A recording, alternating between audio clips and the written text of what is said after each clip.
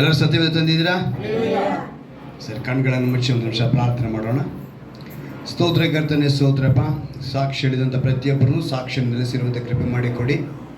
ಈ ದಿವಸವೂ ಕೂಡ ಕರ್ತನೆ, ಈ ವಿಶೇಷವಾದ ಆರಾಧನೆಯಲ್ಲಿ ನಮ್ಮನ್ನು ವಾಕ್ಯದಿಂದ ಬಲಪಡಿಸಿ ಬಂದಿರುವಂಥ ಪ್ರತಿಯೊಬ್ಬರು ಕೂಡ ಕರ್ತನೆ ವಾಕ್ಯದಲ್ಲಿ ನೆಲೆಗೊಳ್ಳುವಂತೆ ನಿಮ್ಮ ನಾಮವನ್ನು ಮಹಿಪಡಿಸಿಕೊಳ್ಳಬೇಕೆಂದು ಯೇಸುವಿನ ನಾಮದಲ್ಲಿ ಪ್ರಾರ್ಥಿಸ್ತೇನೆ. ಆಮೆನ್. Hallelujah, hallelujah, hallelujah. ದೇವರ ಒಂದು ಮಹಾಕರುಣೆ ಇವತ್ತು ನಾವು ಆರಾಧನೆಗೆ ಬಂದಿದ್ದೇವೆ. ಹಲ್ಲೆಲೂಯಾ. ಕಣ್ಮುಂದೆ ಎಷ್ಟೋ ದುರ್ಘಟನೆಗಳು, ಎಷ್ಟೋ ಅನಾಹುತಗಳು, ಯಾರು ನೆನೆಸಿರಲ್ಲ. ಏರೋಪ್ಲೇನ್ ಕ್ರೇಶ್ ಆಗಿ ಊಟ ಮಾಡ್ತಿರೋಂಥ ಕ್ಯಾಂಟೀನ್ ಮೇಲೆ ಬೀಳುತ್ತೆ ಅಂತ ನೆನೆಸ್ಕೊಂಡಿದ್ರ? ಮರಣವೆಂಬುದು ಯಾವಾಗ ಬೇಕಾದ್ರೂ ಬರ್ಬೋದು. ಆದರೆ ಮರಣದ ಕುರಿತು ಕ್ರೈಸ್ತರು ಭಯಪಡುವ ಅವಶ್ಯಕತೆ ಇಲ್ಲ. ಯಾರು ಭಯಪಡೋ ಅವಶ್ಯಕತೆ ಇಲ್ಲ. ಕ್ರೈಸ್ತರು ಭಯಪಡುವ ಅವಶ್ಯಕತೆ ಇಲ್ಲ. ಯಾಕೆ ಹೇಳ್ತೀನಿ ಅಂತ ಹೇಳಿದ್ರೆ, ಮರಣ ಅನ್ನೋದು ನಮಗೆ ವೀಸಾ ಇದ್ದಂಗೆ. ಏನಿದ್ದಂಗೆ? ವೀಸಾ ಏನಕ್ಕೆ ಬೇಕು ಹೇಳಿ? ಇನ್ನೊಂದು ದೇಶಕ್ಕೆ. ಹಾಗೆ ಮರಣ ಎಂಬುದು ನಮಗೆ ವೀಸಾ ಕೊಟ್ಟಂಗೆ. ಅಂದರೆ ಮಣ್ಣಲ್ಲಿ ಉಂಟು ಮಾಡಿರೋ ಶರೀರ ಈ ಲೋಕದಲ್ಲಿ ಬಿಟ್ಟು ಮಹಿಮೆಯ ಶರೀರದೊಂದಿಗೆ ಪರದೇಶದಲ್ಲಿ ನಾವು ಹೋಗ್ಬೇಕು. ಆಮೇಲೆ ನಿಂತಿಜೀವ ಪರದೇಶದಲ್ಲಿ ಎಲ್ಲರೂ ಇರ್ತೀವಿ. ಯಾರು ದೇವರಿಗೆ ವ್ಯಾಪಟ್ಟು ಇದ್ರಲ್ಲ ಅವರೆಲ್ಲರೂ ಕೂಡ ಎಲ್ಲಿರ್ತಾರೆ? ಪರದೇಶದಲ್ಲಿ ಇರ್ತಾರೆ. ಆಮೇಲೆ ನ್ಯಾಯ ತೀರ್ಪಿನ ಕಾಲದಲ್ಲಿ ಯಾರ್ಯಾರು ಭೂಮಿ ಮೇಲೆ ಇರ್ತಾರೋ ಮತ್ತು ಅಲ್ಲಿ ಪರದೇಶದಲ್ಲಿದ್ದರೋ ಎಲ್ಲರೂ ಒಟ್ಟಿಗೆ ಹಂಗೆ ಬರ್ತಾರೆ. ದೇವರೇನು ಮಾಡ್ತಾರೆ? ನ್ಯಾಯ ತೀರ್ಪು ಮಾಡ್ತಾರೆ. ಆದರೆ ಇವತ್ತು ನಾವು ಆ ವಾಕ್ಯ ಕೇಳೋದ್ರಲ್ಲಿ ಜೀವಿತರ ಪಟ್ಟಿಯಲ್ಲಿ ನಮ್ಮ ಹೆಸರುಗಳಿದ್ದು ನಾವೆಲ್ಲ ಇಲ್ಲಿ ಇದ್ದೀವಿ ಅಂತ ಹೇಳಿದ್ರೆ ಒಂದು ದೊಡ್ಡ ಕೃಪೆ. ಕೃಪೆಯನ್ನು ಅನುಗ್ರಹಿಸಿದ ದೇವರು ಈ ಸಮಾಜದಲ್ಲಿ ನಾವು ಬದುಕುವುದಕ್ಕೆ ಮನುಷ್ಯನಿಗೆ ಜ್ಞಾನವನ್ನು ಕೊಟ್ಟಿದ್ದಾರೆ. ಆ ಜ್ಞಾನದಿಂದ ಅವನೇನು ಮಾಡಬೇಕು? ತನ್ನ ಬದುಕನ್ನು ಕಟ್ಟಿಕೊಳ್ಳಬೇಕು. ಆದರೆ ಆ ಜ್ಞಾನವನ್ನು ದುರುಪಯೋಗಪಡಿಸಿಕೊಳ್ಳುವಂತೆ ಮೊದಲನೇದಾಗಿ ದೇವರು ಉಂಟು ಮಾಡಿದಂಥ ಇಬ್ಬರನ್ನ, ಯಾರು? ಇಬ್ಬರನ್ನ ಎಲ್ಲವನ್ನ ಅವರಿಗೆ ಕೊಟ್ಟು ದೇವರು ಅಧಿಕಾರ ಮಾಡಿ ಅಂತ ಕೂಡ ಕೊಟ್ಟು ಕೂಡ, ಆದರೆ ಅವ್ರು ಏನು ಮಾಡಿದ್ರು ಅಂತ ಹೇಳಿದ್ರೆ, ಅವ್ರ ಜ್ಞಾನ ಇದ್ದರೂ ಕೂಡ ಕುತಂತ್ರಕ್ಕೆ ಏನು ಮಾಡ್ತಾರೆ? ಬಿದ್ದೋಗ್ತಾರೆ. ಏನು ಮಾಡ್ತಾರೆ? ಈಗ ನಿಮಗೇನೆ ಒಂದು ನೀತಿಗಾಗಿ ಇದನ್ನ ಹೇಳ್ತೀನಿ. ಸಿಂಹ ಕಾಡಿನ ರಾಜ ಅಂತಾರೆ. ಏನಂತಾರೆ? ಸಿಂಹನ ಕಾಡಿನ ರಾಜ. ಅದೇನಕ್ಕೆ ಆ ರೀತಿ ಹೇಳ್ತಾರೆ ಅಂತ ಹೇಳಿದ್ರೆ, ಅದು ಆಹಾರ ಹುಡುಕಿ ಹೋಗಲ್ವಂತೆ, ಆಹಾರ ತನ್ನ ಬಳಿ ಬರಬೇಕು ಅನ್ನೋ ಬಯಸುತ್ತಂತ. ಹಾಗೆ ಒಂದು ಬಾರಿ ಸಿಂಹಕ್ಕೆ ಹೊಟ್ಟೆ ಹಸು. ಏನು ಮಾಡ್ತು ಸಿಂಹ? ನರಿನ ಕಣ್ಮುಂದೆ ಕಂಡು ನರಿನ ಕರೆದು, ನನಗೆ ಹೊಟ್ಟೆ ಹಸಿತಾ ಇದೆ, ನೀನು ನನಗೆ ಆಹಾರವಾಗಿ ಬರ್ತೀಯಾ ಅಥವಾ ಬೇರೆ ಆಹಾರ ತಂದು ಕೊಡ್ತೀಯಾ ಅಂತ ಕೇಳ್ತು. ನರಿ ಗುಣ ಯಾವುದು? ಬಹಳ ಉಪಾಯ ಮಾಡುವ ಗುಣ. ತಕ್ಷಣ ನರಿ ಏನು ಮಾಡ್ತು? ಯೋಚನೆ ಮಾಡಬೇಡಿ, ನಿಮಗೆ ನಾನು ಆಹಾರ ತರ್ತೀನಿ ಅಂತೇಳಿ ನರಿ ಹೋಯ್ತು. ಹೋಗಿದ್ದೆ, ಅದಕ್ಕೆ ಕಂಡಿದ್ದು ಯಾವುದು ಗೊತ್ತಾ? ಒಂದು ಕತ್ತೆ. ಕತ್ತೆನ ತಕ್ಷಣ ಕರ್ಕೊಂಡು ಮಾತನಾಡ್ತೈತೆ. ನೋಡು ರಾಜ, ಒಂದು ಬದಲಾವಣೆ ಆಗಿದೆ. ಏನು? ನಮ್ಮ ಕಾಡಿನ ರಾಜ ಸಿಂಹ ಇದ್ದಾರಲ್ಲ, ಅವ್ರು ಹೇಳ್ತಿದ್ದಾರೆ ನೆಕ್ಸ್ಟ್ ನಿನ್ನ ರಾಜ ಮಾಡಬೇಕು ಅಂತ ಅಂದ್ಕೊಂಡಿದ್ದಾರೆ. ಏನಂತ? ನಿನ್ನ ಶತ್ರು ಭೂಮಿ ಮೇಲೆ. ನಮ್ಮ ಹತ್ರನೂ ಕೂಡ ಇದೇ ಮಾತುಗಳನ್ನ ಹೇಳ್ತಾನೆ. ಹೆಂಗೆ ಹೇಳ್ತಾನೆ ಗೊತ್ತಾ? ಏನು ನಿನ್ನ ಸೌಂದರ್ಯ ಯಾರೂ ಇಲ್ಲ ಬಿಡು, ನಿನ್ನಷ್ಟು ಸೌಂದರ್ಯ ಏನು ಹಾಡು ಹೇಳ್ತೀಯ ನೀನು? ಅಯ್ಯೋ ಅರ್ರ, ಏನ್ರಿ ಪಾಸ್ಟರ್, ಏನ್ರಿ ನಿಮ್ಮ ವಾಕ್ಯ, ಏನ್ರಿ ಅಷ್ಟು ಸಖತ್ತಾಗಿದೆ ವಾಕ್ಯ ಅಂತಾನೆ. ಹೊಗಳ್ತಾನೆ. ಏನು ಮಾಡ್ತಾನೆ ಶತ್ರು? ಹೊಗಳ್ತಾನೆ. ಏನ್ರಿ ಪ್ರಾರ್ಥನೆ ಮಾಡ್ತೀರಾ ನೀವು ಅನ್ಯ ಭಾಷೆಯಿಂದ ಕೂಡಿ? ಓ ಏನ್ರಿ ನಿಮ್ಮ ಪ್ರೇಯರ್ ನೋಡಿದ್ರೆ ನಮಗೆ ಹತ್ರ ಅಂತಾನೆ. ಹೊಗಳಿಕೆ ಮಾತುಗಳು ಮುಂದೆ ಕಾಣಿಸ್ತವೆ. ಸಿಂಹಗೆ ಬೇಕಾಗಿರುವಂಥ ಆಹಾರ ಕೊಡಬೇಕು. ನರಿ ತನ್ನ ಉಪಾಯ ಮಾಡಿದೆ, ಕತ್ತೆಗೆ ಹೇಳಿದೆ, ಕತ್ತೆ ಕೇಳಿಸ್ಕೊಳ್ತಾ ಇದೆ. ಏನಂತ? ನೆಕ್ಸ್ಟ್ ರಾಜ ಸಂತೋಷವಾಗಿ ಓಡಿ ಬಂತು. ಯಾರ ಜೊತೆ? ನರಿ ಜೊತೆ ಬಂದು ಅವನಿಗೆ ತೋರಿಸಿದ್ರೆ, ರಾಜನಿಗೆ ಸಿಂಹನಿಗೆ ತೋರಿಸಿದ ತಕ್ಷಣ ಸಿಂಹ ಟಕ್ ಅಂತ ಹಾರಿ ಹಿಡ್ಕೊಳ್ಳುತ್ತೆ. ಹಿಡ್ಕೊಳ್ಳುವಾಗ ಕಿವಿನ ಕಚ್ಚುತ್ತೆ. ಕಿವಿನ ಕಚ್ಚಿದ ತಕ್ಷಣ ಹೇಗೋ ಒದ್ಲಾಡಿ ಕಷ್ಟಪಟ್ಟು ಸಿಂಹದಿಂದ ಬಿಡಿಸ್ಕೊಂಡ್ಬಿಡ್ತು. ಬಿಡಿಸ್ಕೊಂಡು ನರಿ ಹತ್ರ ಬಂತು. ಎಂಥ ಸುಳ್ಳು ಮಾತು ಹೇಳಿದೆ ನೀನು, ಅಲ್ಲಿ ಹೋಗಿದ್ದೆ ಅದು ಹಾರಿ ಹಂಗೆ ನನ್ನ ಕಿವಿನ ಮುಟ್ಟಾಳ ನೀನು, ಏನು ನಿನ್ಗೆ ಸ್ವಲ್ಪನೂ ಅರ್ಥ ಆಗಲ್ಲ. ಕಿರೀಟ ಧರಿಸ್ಬೇಕು ನಿನ್ನ ತಲೆಗೆ, ಕಿವಿ ನಿಂಗೆ ನಿಂತ್ಕೊಂಡೈತೆ, ಕಿರೀಟ ಹಾಕೋಕ್ಕಾಗುತ್ತಾ? ಅದಕ್ಕೆ ರಾಜ ಮೊದಲನೇದಾಗಿ ಕಿವಿ ಕತ್ತರಿಸಿ ಎತ್ತಿಟ್ಬಿಟ್ಟು ನೀನು ಕಿರೀಟ ಧರಿಸ್ತಾನೆ. ಅರ್ಥ ಆಗಲ್ಲ ನಿನಗೆ? ಬಾ, ಓ ಹಂಗ, ಸರಿ ಸರಿ, ನಾನು ಇನ್ನೊಂದು ಕಿವಿನ ಕೊಡ್ತೀನಿ. ಬಂತು. ಏನು ಮಾಡ್ತಿದ್ದೋ? ಮತ್ತೆ ಬಂತು. ಮತ್ತೆ ಬಂದಿದ್ದ ತಕ್ಷಣ ನೆಕ್ಸ್ಟ್ ಕಿವಿಗೆ ಟಚ್ ಮಾಡಿಲ್ಲ, ಇದು ಸ್ಟ್ರೈಟ್ ಅಟ್ಯಾಕ್ ಮಾಡ್ತು. ನೋಡು, ಹಾಗೆ ಹಾರ್ತು, ಬಾಲನ ಹಿಡಿದ್ಬಿಡ್ತು. ಬಾಲನ ಹಿಡಿದಿದ್ದ ಕಷ್ಟಪಟ್ಟು ಮತ್ತೆ ಅದರದನ್ನು ಬಿಡಿಸ್ಕೊಂಡು ಮತ್ತೆ ಹೊಟ್ಟೋಯ್ತು. ಹೋಗಿ ನರಿಗೆ ಹೇಳ್ತು, ನೀನು ತುಂಬ ವಂಚನೆ ಮಾಡ್ತಿದ್ಯಾ, ತುಂಬ ಮೋಸ ಮಾಡ್ತಿದ್ಯಾ ನನಗೆ. ನೋಡೋದು ಬಾಲನ ಕಚ್ಚಿಬಿಟ್ಟು. ಎಷ್ಟು ನಿನಗೆ ಏನಂತ ಹೇಳಿದ್ರು, ಮೂರ್ಖ, ಶತ ಮೂರ್ಖ ನೀನು. ನೀನು ಕುಳಿತುಕೊಳ್ಳುವಾಗ ಕಿರೀಟ ಧರಿಸಿ ಕುಳಿತುಕೊಳ್ಬೇಕು. ಬಾಲ ಇದ್ರೆ ಕುತ್ಕೊಳ್ಳೋಕ್ಕಾಗತ್ತಾ? ಬಾಲ ಅಡ್ಡ ಆಗುತ್ತೆ. ಅದಕ್ಕೆ ಬಾಲನ ಕತ್ತರಿಸಿಗೆ ಅದು ಕರೀತು. ಅಯ್ಯೋ, ಈ ವಿಷಯ ಗೊತ್ತಿದ್ದಂಗೆ ಹೋಯ್ತೆ ನೋಡಿ. ಮತ್ತೆ ಅಂತೇಳಿ ಹೇಳ್ಕೊಂಡೋಗಿ ಮತ್ತೆ ಸಿಂಹನ ಬಿಡ್ತಾರೆ. ಈ ಟೈಮು ಸಿಂಹ ಯಾಮಾರಲಿಲ್ಲ, ಒಂದೇ ಹಾರು ಕತ್ತನ ಕಚ್ಚಿಬಿಡ್ತು. ಸಾಯಿಸಾಯ್ತು ಅಲ್ವಾ? ಸಾಯಿಸಿದ ಮೇಲೆ ತಕ್ಷಣ ನರಿಗೆ ಹೇಳ್ತು, ನೋಡು, ಸ್ಕಿನ್ ಔಟ್ ಮಾಡಿಬಿಟ್ಟು ಬ್ರೈನ್, ಲಂಗ್ಸ್, ಲಿವರ್, ಹಾರ್ಟ್ ಇದನ್ನೆಲ್ಲ ನನಗೆ ಸಪ್ರೇಟಾಗಿ ತೊಗೊಂಬ ಅಂತ. ಆಯಿತು ರಾಜ ಅಂತೇಳಿ ಕತ್ತೆನ ಎತ್ಕೊಂಡೋಗಿ ಸ್ಕಿನ್ ಔಟ್ ಮಾಡಿ ಏನೋ ಪಾರ್ಟ್ಸ್ ಎಲ್ಲ ಬೇರೆ ಮಾಡ್ತು. ಯಾವುದಾದನ್ನ ಲಂಗ್ಸ್ ಸಪ್ರೇಟ್ ಮಾಡ್ತು, ಹಾರ್ಟ್ ಸಪ್ರೇಟ್ ಮಾಡ್ತು, ಲಿವರ್ನು ಸಪ್ರೇಟ್ ಮಾಡ್ತು, ಬ್ರೈನ್ನ ಸಪ್ರೇಟ್ ಮಾಡಿ ಇದು ತಿಂದ್ಬಿಡ್ತು. ಏನು ಮಾಡ್ತು? ನರಿ ತಿನ್ಬಿಡ್ತು. ತಿನ್ಬಿಟ್ಟು ಬಂದು ಸಿಂಹದ ಹತ್ರ ಹೇಳ್ತು, ನೋಡಿ ಹೇಳತ್ತೆ, ಹೇಯ್ ಕೋಪದಲ್ಲಿ ಉಗ್ರ ಕೋಪ ಯಾವುದಕ್ಕೆ? ಸಿಂಹಕ್ಕೆ. ನಾನು ಹೇಳಿದ್ದೇನು ಬ್ರೈನ್ ಬೇಕು ಅಂತ, ನನಗೆ ಬ್ರೈನ್ ಇಷ್ಟ ಅಂತ. ಏನು ರಾಜ ನೀವು, ಅದಕ್ಕೆ ಬ್ರೈನ್ ಇದ್ದಿದ್ರೆ ನಿಮ್ಮ ಹತ್ರ ಬರ್ತಿತ್ತ? ಕಿವಿ ಕಚ್ಚಿದ್ರಿ, ಬ್ರೈನ್ ಇದ್ದಿದ್ರೆ ಎರಡನೇ ಸಲ ಮತ್ತೆ ಬಾಲ ಕಚ್ಚಿದ್ರಿ, ಮತ್ತೆ ಮೂರನೇ ಸಲ ನಿಮ್ಮ ಹತ್ರ ಬರ್ತಿತ್ತ? ಅದಕ್ಕೆ ಬ್ರೈನೇ ಇಲ್ಲ ಸ್ವಾಮಿ, ಅದಕ್ಕಿದ್ದಿದೆ ಈ 3 ಪಾರ್ಟ್ಸು ಅಂಥೇಳಿ ಅದಕ್ಕೆ ಕೊಡ್ತಂತೆ. ಅಂದರೆ ಇದರ ಅರ್ಥ ನೀತಿ ಏನು ಗೊತ್ತಾ? ಮೋಸದ ವಂಚನೆಯ ಮಾತುಗಳಿಗೆ ಮನುಷ್ಯ ಇವತ್ತು ಹುಡುಕೊಂಡು ಹೋಗ್ತಾ ಇದ್ದಾನೆ. ಮಾಯವಾದ ಮಾತುಗಳಿಗೆ, ಮಾಯವಾದ ಸಂತೋಷಕ್ಕೆ, ಹೇಗಿದೆ ಪ್ರಪಂಚ ಅನ್ನೋದನ್ನ ಮರೆತು, ತನ್ನ ಆ ಗುಣ ಏನು ಅನ್ನೋದನ್ನ ಮರೆತು ಮನುಷ್ಯ ಏನು ಮಾಡ್ತಿದ್ದಾನೆ? ಅದಕ್ಕೆ ನಮಗೆ ಲಾಸ್ಟ್ ಟೈಮ್ ದೇವರು ನಮಗೆ ವಾಗ್ದಾನ ಕೊಟ್ಟು ನಮಗೆ ನೆಕ್ಸ್ಟು ಅವತ್ತು ಸ್ನೇಹಿತರಾಗಿದ್ದು, ದೇವರ ಜೊತೆಗಿದ್ದವರೇನಾದರೂ ಶಿಷ್ಯರಾದರು, ಶಿಷ್ಯರೇನಾದರೂ ಸ್ನೇಹಿತರಾದರು. ಅಂದರೆ ಸ್ನೇಹಿತರಾಗೋದಕ್ಕೆ ಅವ್ರು ಏನು ಮಾಡಬೇಕು? ದೇವರ ಸನ್ನಿಧಿಗೆ ಬರಬೇಕು. ಆ ಸನ್ನಿಧಿ ಅನ್ನೋದು ಒಂದು ರೀಚಾರ್ಜ್ ಪಾಯಿಂಟ್. ಅಂದರೆ ಈ ಆಲಯ ಅನ್ನೋದು ಒಂದು ರೀಚಾರ್ಜ್ ಪಾಯಿಂಟ್. ಅಂದರೆ ಈ ಲೋಕದಲ್ಲಿ ಸಿಂಹದಂತೆ, ನರಿಯಂತೆ ದಬ್ಬಾಳಿಕೆ ಮಾಡೋರಿದ್ದಾರೆ, ವಂಚನೆ ಮಾಡೋರಿದ್ದಾರೆ, ಮಾಯದ ಮಾತುಗಳನ್ನಾಡೋರಿದ್ದಾರೆ, ಇನ್ನು ಆಸೆ, ಭರವಸೆ, ಹೀಗೆ ಹಲವು ರೂಪದಲ್ಲಿ ಇರ್ತಾರೆ. ಆದರೆ ನಾವು ಅದನ್ನು ತಿಳಿದವರಾಗಿ, ನ್ಯಾಯಾಧಿಪತಿಯಾಗಿ ಒಬ್ಬರು ಬರ್ತಾರಪ್ಪ ನಮಗೆ ಯೇಸು ಅಂತ, ಅವರಿಗೆ ನಾವು ಮಕ್ಕಳಾಗಿರ್ಬೇಕು ಹೊರತು ಈ ಲೋಕದವರಿಗಲ್ಲ ಅನ್ನೋದನ್ನು ಜ್ಞಾನ ನಮ್ಗೆ ಬರಬೇಕು. ಅಂದರೆ ಇವತ್ತು ನಾವು ಆ ನ್ಯಾಯಾಧಿಪತಿಯಾಗಿ ಅವ್ರು ಏನಕ್ಕೆ ಬರಬೇಕು, ನಾವು ಏನಕ್ಕೆ ಇದೆಲ್ಲ ಸರಿಪಡಿಸ್ಕೊಳ್ಬೇಕು ಅಂತ ಪ್ರಶ್ನೆ ಮಾಡೋದಾದರೆ, ನಮಗೆಲ್ರಿಗೂ ಅವರು ಬಂದಿದ್ದ ಕಾರಣನೇ ಪಾಪದಿಂದ ಬಿಡಿಸಿ ನಮ್ಮನ್ನು ಎಲ್ಲಿಗೆ ಸೇರಿಸ್ಬೇಕು ಅಂತ? ನಿತ್ಯ ಜೀವಕ್ಕೆ ಸೇರಿಸ್ಬೇಕು. ಇವಾಗ ಜೊತೆಗಿರ್ತೀನಿ ಅಂದರು, ಶಿಷ್ಯರು ಮಾಡಿದ್ರು, ಸ್ನೇಹಿತರಾದರು, ಸನ್ನಿಧಿಗೆ ಬಂದರೆ ನಾವು ರೀಚಾರ್ಜ್ ಆಗ್ತೀವಿ ಅಂತ ತಿಳ್ಕೊಂಡ್ವಿ. ಈಗ ಸನ್ನಿಧಿಗೆ ಬಂದರೆ ರೀಚಾರ್ಜ್ ಆಗೋಂಥ ನಮಗೆ ಮುಖ್ಯವಾಗಿ ಇವತ್ತೊಂದು ಸ್ತೋತ್ರ ಆರಾಧನೆ ನಾವು ಮಾಡ್ತಾ ಇದ್ದೀವಿ ಅಲ್ವಾ? ಈ ಸ್ಥಳದಲ್ಲಿ ಆ ಒಂದು ದಿನವನ್ನು ನಾವು ಆರಾಧನೆ, ಈ ಸ್ಥಳಕ್ಕೆ ನಮಗೆ ಆರಂಭಿಸಿದ ದಿನವನ್ನು ವಿಶೇಷವಾಗಿ ನೆನೆಸ್ಕೊಳ್ತಾ ಇದ್ದೀವಿ. ಕಾರಣ ಏನು ಅಂತ ತಿಳ್ಕೋಬೇಕು. ಆ ಸನ್ನಿಧಿ ಅನ್ನೋದು ಏನು ಅಂತ ನಾವು ತಿಳ್ಕೊಂಡ್ವಿ. ಈ ಸನ್ನಿಧಿಯಲ್ಲಿ ಪವರ್ ಇದೆ, ಈ ಸನ್ನಿಧಿಯಲ್ಲಿ ಶಕ್ತಿ ಇದೆ ಅಂತ ತಿಳ್ಕೊಂಡವರು ನಾವು, ಅವರು ಆ ಸನ್ನಿಧಿಯಲ್ಲೇ ಏನಕ್ಕೆ ಅದನ್ನು ಇಟ್ಟರು, ಬೇರೆ ಎಲ್ಲಿ ಇರಲಿಲ್ವಾ ಅನ್ನೋದನ್ನು ನಾವು ತಿಳ್ಕೋಬೇಕು. ಅಂದರೆ ನೀನು ನಿತ್ಯ ಜೀವ ಸೇರಬೇಕು ಅಂದರೆ, ಈಗ ನಾವೊಂದು ವ್ಯಾಪಾರ ಮಾಡಬೇಕು ಅಂದರೆ ಏನು ಮಾಡಬೇಕು? ವ್ಯಾಪಾರ ಮಾಡಬೇಕು ಅಂದರೆ ನಮ್ಮ ಹತ್ರ ಮೊದಲನೇದಾಗಿ ಏನಿರಬೇಕು? ಏನಿರಬೇಕು? ಹೂಡಿಕೆ, ಬಂಡವಾಳ ಅನ್ನೋದು ಇರಬೇಕು. ಒಂದು ವ್ಯಾಪಾರಕ್ಕೆ ಹೇಗೆ ಬಂಡವಾಳ ಮುಖ್ಯನೋ, ಹೂಡಿಕೆ ಮುಖ್ಯನೋ, ಹಾಗೆ ನಿತ್ಯ ಜೀವ ಸೇರೋದಕ್ಕೆ ನಮ್ಮ ಹತ್ರ ಒಂದು ಬಂಡವಾಳ ಇರಬೇಕು.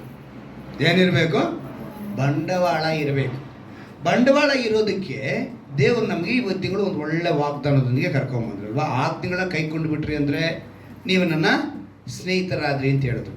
ಸ್ನೇಹಿತರಾಗೋದಕ್ಕೆ ಅವ್ರ ಜೊತೆಗಿರಬೇಕು, ಜೊತೆಗಿದ್ದವರು ಶಿಷ್ಯರಾದರು, ಅವರು ಸ್ನೇಹಿತರಾದರು, ಸನ್ನಿಧಿಗೆ ಬಂದರು, ರೀಚಾರ್ಜು ಆದರು. ಈಗ ಇನ್ನೂ ಎಕ್ಸ್ಟ್ರಾ ಏನು ಕೇಳ್ತಿದ್ದಾರೆ ದೇವರು? ಅವಾಗ ಬಂಡವಾಳ ಅಂದರೆ ಯಾವುದು? ಜೊತೆಗಿದ್ರಿ ತಾನೆ, ಶಿಷ್ಯರಾದ್ರಿ ತಾನೆ, ಸ್ನೇಹಿತರು ಆದ್ರಿ ತಾನೆ, ಸನ್ನಿಧಿಗೆ ಬಂದು ರೀಚಾರ್ಜ್ ಆಗಿಬಿಟ್ರಲ್ಲ. ಈಗ ಇನ್ನೂ ಎಕ್ಸ್ಟ್ರಾ ಏನು? ಬಂಡವಾಳ ಅನ್ನೋದು ಏನು ಅಂತ ನಾವು ಇವತ್ತು ತಿಳ್ಕೊಳ್ತೀವಿ. ಒಂದು ವಾಕ್ಯನ ಅದ್ಭುತವಾಗಿ ದೇವರು ಹೇಳ್ತಾರೆ. ಯಾಕಂದರೆ ಇವತ್ತು ಅಂಶನೇ ಅದು. ನಿತ್ಯ ಜೀವಕ್ಕೆ ಸೇರಲು ಬಂಡವಾಳ ಯಾವುದು, ಹೂಡಿಕೆ ಯಾವುದು? ಅದನ್ನೇ ದೇವರು ನಮ್ಮೊಂದಿಗೆ ಮಾತನಾಡುವಂಥ ವಿಷಯ. ಕೀರ್ತನೆಗಳು 132ನೇ ಅಧ್ಯಾಯ, ಕೀರ್ತನೆಗಳು 132ನೇ ಅಧ್ಯಾಯ 14ನೇ ವಾಕ್ಯ. ಆತನು ಇದು ನನ್ನ ಶಾಶ್ವತ ವಾಸಸ್ಥಾನ, ಇಲ್ಲೇ ಇರುವೆನು, ಇದು ನನಗೆ ಇಷ್ಟವು, ಇದರ ಆದಾಯವನ್ನು ಆಶೀರ್ವದಿಸುವೆನು, ಇಲ್ಲಿಯ ಬಡವರನ್ನು ಆಹಾರದಿಂದ ತೃಪ್ತಿಗೊಳಿಸುವೆನು. Amen, hallelujah. ಈಗ ಸನ್ನಿಧಿಗೆ ಬಂದ ಮೇಲೆ ನಾವು ರೀಚಾರ್ಜ್ ಆಗ್ತೀವಿ ಅಂತ ತಿಳ್ಕೊಂಡು ಅಂತ ನಮಗೆ ದೇವರು ಒಂದು ಮುಖ್ಯವಾದನ್ನು ಹೇಳ್ತಾರೆ. ಮೇಲೆ 13ನೇ ವಾಕ್ಯದಲ್ಲಿ ಹೇಳ್ತಾರೆ, ನಿಶ್ಚಯವಾಗಿ ಯೆಹೋವನು ಚೀಯೋನನ್ನು ಅಪೇಕ್ಷಿಸಿ ತನ್ನ ನಿವಾಸಕ್ಕಾಗಿ ಆರಿಸಿಕೊಂಡಿದ್ದಾನೆ. ಚೀಯೋನ್ ಎಂಬುದು ಸಭೆ. ಯಾವುದು ಚೀಯೋನ್ ಅಂದರೆ? ಸಭೆ. ಈ ಸಭೆನ ಅವ್ರೇನು ಹೇಳ್ತಾರೆ ಅಂತ ಹೇಳಿದ್ರೆ, ನನ್ನ ಶಾಶ್ವತ ವಾಸ ಸ್ಥಾನ. ಈಗ ಚೆನ್ನಾಗಿ ಯೋಚನೆ ಮಾಡಿ, ಕರೆಂಟ್ ಇದ್ದರೆ ನಾವು ಸ್ವಿಚ್ ಆಗಿದ್ದ ತಕ್ಷಣ ನಮಗೇನು ಬರುತ್ತೆ? ಲೈಟು ಉರಿಯುತ್ತೆ.